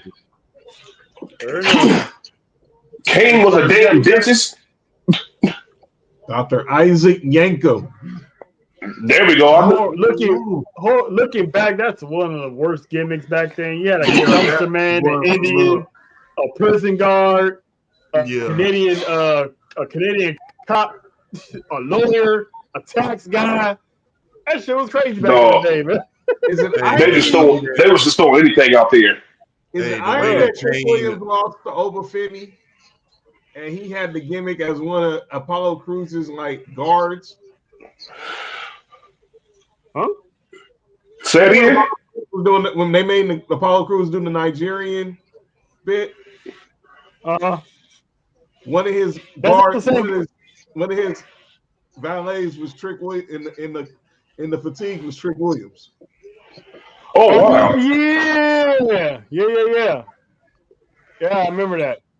Yeah, he was that what they call enhancement talents. They just getting that TV time to get their feet in there to see how everything goes. You're gonna get your ass whooped by somebody, but hey, at least you got that TV exposure. But and that wraps up NXT New Year's Evil, Los Angeles Shrine Auditorium. That's a good venue. I love that place. The pizza there, shout out, fire. It's right there by the expo line, 2 blocks away. My dumbass took the bus and walked 12 minutes, but hey, I could never turn down a good cardio. Shit, I can. I second that bullshit.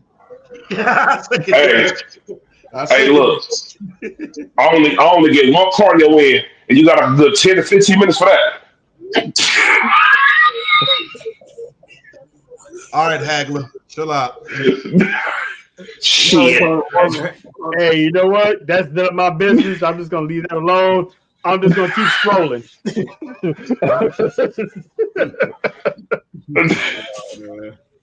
But we Shot gonna the get up out of Hatton. here. We about to get up out of here. But before we do, John, it's that time, sir. We're gonna have you lead it off. Go ahead. Final segment of the night. If you watch Sports for You, you watch Sports for You Wrestling, you already know what it is. Often imitated. It's never duplicated. It's our boy Dolly's favorite segment. Shout out to 2 Minutes Game.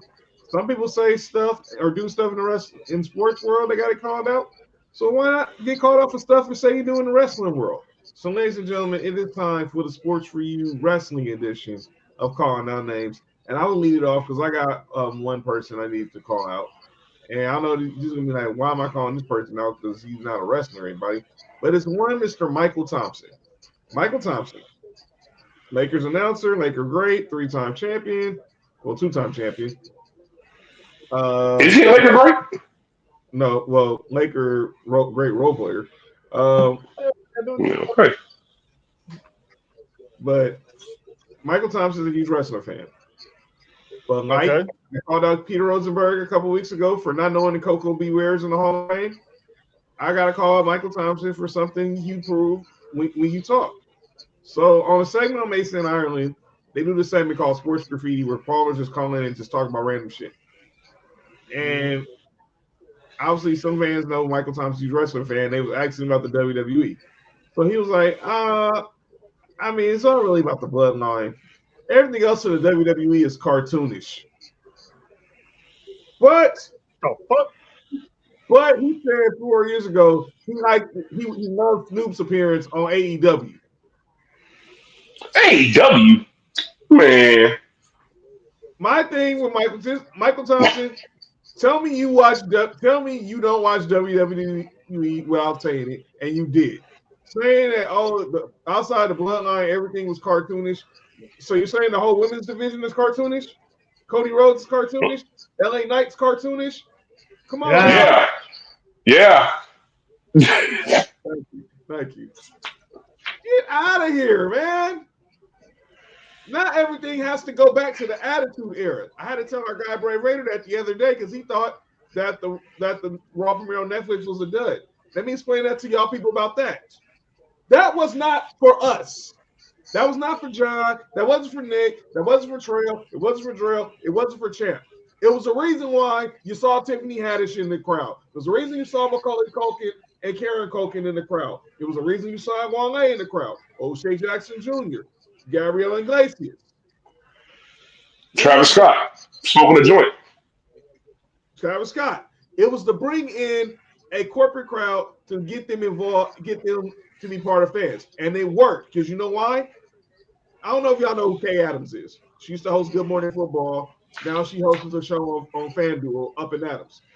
She was at Monday Night Raw, and she didn't know damn near nothing about wrestling.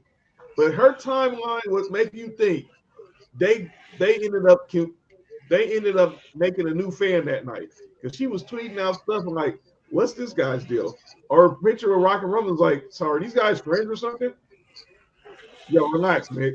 But come on, man. Michael Thompson saying the WWE is cartoonish, that was just whack. And I want to send a shout out, and obviously we'll probably and I must have more shout out. I'll save it for the end of the show before we sign off. Go ahead, back to you, Phil. I hate Nick. I do have someone for calling out names, and I never thought I would have this person on here. And Nick knows how I feel about this person because we share the same sentiment. Happy birthday, Lena. He is, the GOAT of all heels. Mm-hmm. I got Triple H on calling out names. My first call out names of 2025. Mm-hmm. Ever since the press conference for Netflix, he has been on this run, hyping up the show, saying that it's going to be up there with WrestleMania and the match is gonna be WrestleMania caliber. The build of it is gonna be like WrestleMania. You're gonna have a PLE Monday Night Raw, and it wasn't. If you knew you was gonna cater to the new fans, if you knew you was gonna cater to the Netflix bosses that were in attendance, just say you're gonna put on a great show for the fans. Just say it's gonna be like one of the best Raws we ever had. Something like that. That's more believable. You had everyone thinking that we're gonna get the way WrestleMania ended. That's what we was gonna get, and we barely got a little bit of that in the Tribal Combat match. Some of the matches you had, you scrapped for time. You also stated that Monday Night Raw was slated to go 3.5 hours. So we were like, oh, we're gonna get the IC title match that we were supposed to get for Lara Bakira and Dakota Kai. That didn't happen. That was never supposed to happen. Actually, it was. Originally, it was. It was originally slated to be part of the Netflix premiere, but they moved it. It was taken off because they didn't want it to get lost in all the aura of the Netflix premiere. But yeah, it was supposed to be, that match was supposed to have been there. We didn't get Penta, and despite what people are saying, we was getting Penta on Monday because there's no way that man would send out a tweet saying it's showtime and he's not gonna be on the show. That got scrapped. We were supposed to get the Travis Scott concert performance. That got scrapped. So we only got a little bit of that. So if you knew that the show was going to be like this, don't overhype it to be something that it's not. I mean, the show was good. I enjoyed it. I still loved it. I still had a good time. I still give it an 8 out of 10 overall. But don't hype something to be that big and you underdeliver because it's going to make it seem like you lied. I'm not calling him a liar. I'll never call Triple H a liar. But, dog, come on. Like, I'm gonna disagree with you on one thing, and I'll let you go. What is WWE? Entertainment. It's a promotion, right? Yeah. And what is Triple H? What do you mean? He's a promoter. Yeah. So I get all that. I get all that. He's promoted stuff in the past, and he never overhyped something. But that's what a promoter does, though, Trail. Y'all just felt it. We just got fooled. It happens in boxing all the time. Don King is the king. Cerebral assassin. Exactly. It's a mind game. I had no problem with them taking the Intercontinental title off because I don't think that match would have got. I don't think it would have got the type of rub it's going to get. I'm not mad. I'm just saying that the way he overhyped it. But I think people who are mad because some of these matches, because it didn't look like what he said it. It was like it really was just a Hollywood event, and I mean I could have knew that. I kind of sensed that when we just going off your video because you got people on the red carpet. Yeah. The only other time they had that was when you went to the SmackDown premiere. Yeah. But you're right though. But goodness. Continue. I mean, I'm not gonna wake up in the morning and still hate the man. I'm just for the sake of calling out names.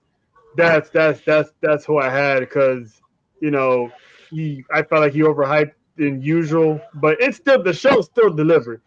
It's for me it's still a solid 8 out of 10. So that's what I give it. Champ, you got anybody for calling out names, or you want to give a shout out to anybody? Nick, I hate you. Hey, win the line, Nick. I got it first. Hey.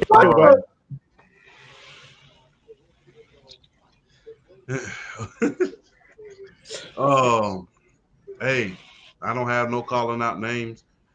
Just want to say, man, it's an honor and a privilege to be on here once again. I call y'all the best in the West for a reason, and I appreciate y'all for sending me an invitation, man. I know it's late over here where we at down here in Georgia, where it's 28 degrees, 29 degrees from what I'm seeing. Cold as hell. But I appreciate it, man. It's always good to get the invitation from the West Coast, man. And I thank you, Mr. Watson, Nick Freeze. I appreciate you. You're my guy. And Trail, Yes, sir. man. And hey, my brother's on here, so hey, man, look, kind of like being at home, but you ain't at home, man. You know, so Yeah. job, man. Like find a boss lady ready to hop in bed. Oh, man. Go. My bad. That was too easy. Dre, got anybody for calling out names or shout out? Any parting words? I actually do have somebody from calling out names, and it's in the sports world, in the world of football, National Football League. Jerry Jones, I'm gonna need you to come to the forefront because okay, so Cooper Rush had been the starting quarterback for the Dallas Cowboys these last few games. Apparently, it had came out that if he got 50% of the snaps in the final regular season game, I think it would have kicked in like a $250,000 bonus or something like that. And I think it might have been his call to sit Cooper Rush. So Cooper Rush didn't get that bonus. And then when he was interviewed, he said, Jerry Jones said, I had no idea that was in the contract. Man, if you don't stop lying, you are Jerry Jones. You the one paying these guys. Why are you lying like that? Don't get on here lying, Jerry. You playing with people feeling like this. You knew that man. You knew that man had a clause in his contract about playing a certain numbers of snaps.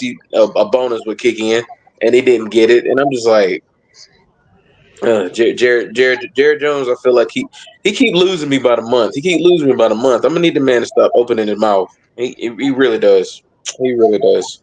So, but anyways, getting that out the way. Definitely, a quick shout out to all of y'all. Definitely a pleasure being on the wrestling pod with y'all again. This is my second time being on here, and I've had a blast both times. So definitely looking forward to more opportunity. Yeah, I think you're right. I think this might be the third. Yeah, that's right. Because I did the watch along with y'all too. That's wrong. So this is actually my third time. So definitely shout out to y'all for inviting me. It's always a pleasure to be on here. Couldn't ask for anything better. My 706 brother on here with me, so couldn't ask for a better show. And just definitely thank you again for inviting me. And I'm definitely looking forward to doing this more with y'all. And just keep up the good work, man. Keep up the good work, man. Y'all just killing it, man. Y'all doing some good work with all of your podcasts, man. So y'all just keep up the good work. Shout out to y'all. Y'all doing your thing. Appreciate it. Yes, sir. Got anything call out names, wrestling call out names, or anything else? Yes, I do have someone calling out names. I got this cold ass south weather on calling out names. It's cold in the motherfucker out here. Hey man, you be like, I'm not. Nigga, it was 32 this morning outside. You crazy as hell. It was freezing.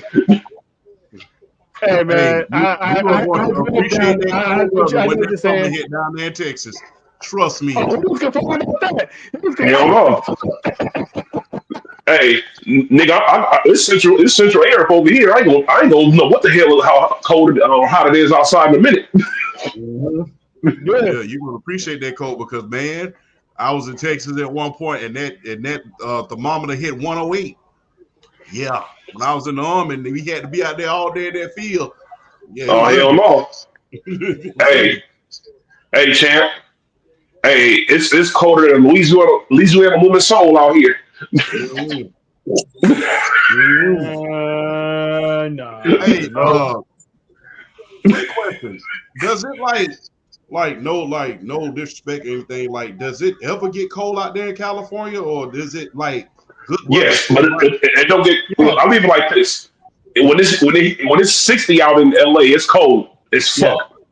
It's freezing cold. It actually been cold the past couple of days, a little bit at night, especially at night. So yeah, it's been cold. It's been cold. No, because in the places like Lancaster, Palmdale, them places getting the coldest. But LA, oh yeah, that's the desert. Yeah. 50s again. 50. It's like 56 right now. That's cold. But if you go like the other places outside of LA, like in the valley areas, unfortunately where the fires are right now, freezing. Mm-hmm. Oh yeah, I used to work in the valley. I used to go to school out there. It gets cold as a motherfucker out there. It gets cold. No, I It's have 41 out here right now. experienced it. I never experienced that California weather. Like I experienced Florida in the wintertime. It get like a little cold, but not too much. But I never got the experience, on the west side. So I had that. Man, you can look. You can wear a hoodie and some basketball shorts and be okay. You'll be warm. I'm so glad you finished that statement. I'm gonna keep that in mind. If Ain't that a bitch?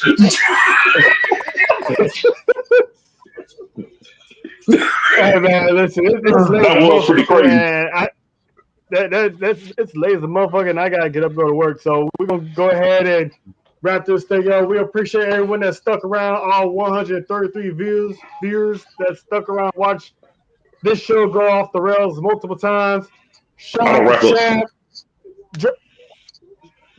to Champ, Drill, my guy John, Nick. Man, it's an honor. It's a privilege to have my guy pull up back up here with just being you. Thank you for being you, man. You the best. You the best out in the West. Hey. Represent every day is Tuesday. Yeah, that's gonna be a new slogan. Every day is Tuesday. Every day is Tuesday. That shit on the shirt. Put that on the shirt. Yep, every day is Tuesday. Yep. On behalf of John, I'm Trev. Thanks for tuning in to the Sports for You Wrestling Pod. We'll catch y'all next week for episode 15. Y'all stay breezy. Peace. Be safe. Be safe. Be safe, people out there.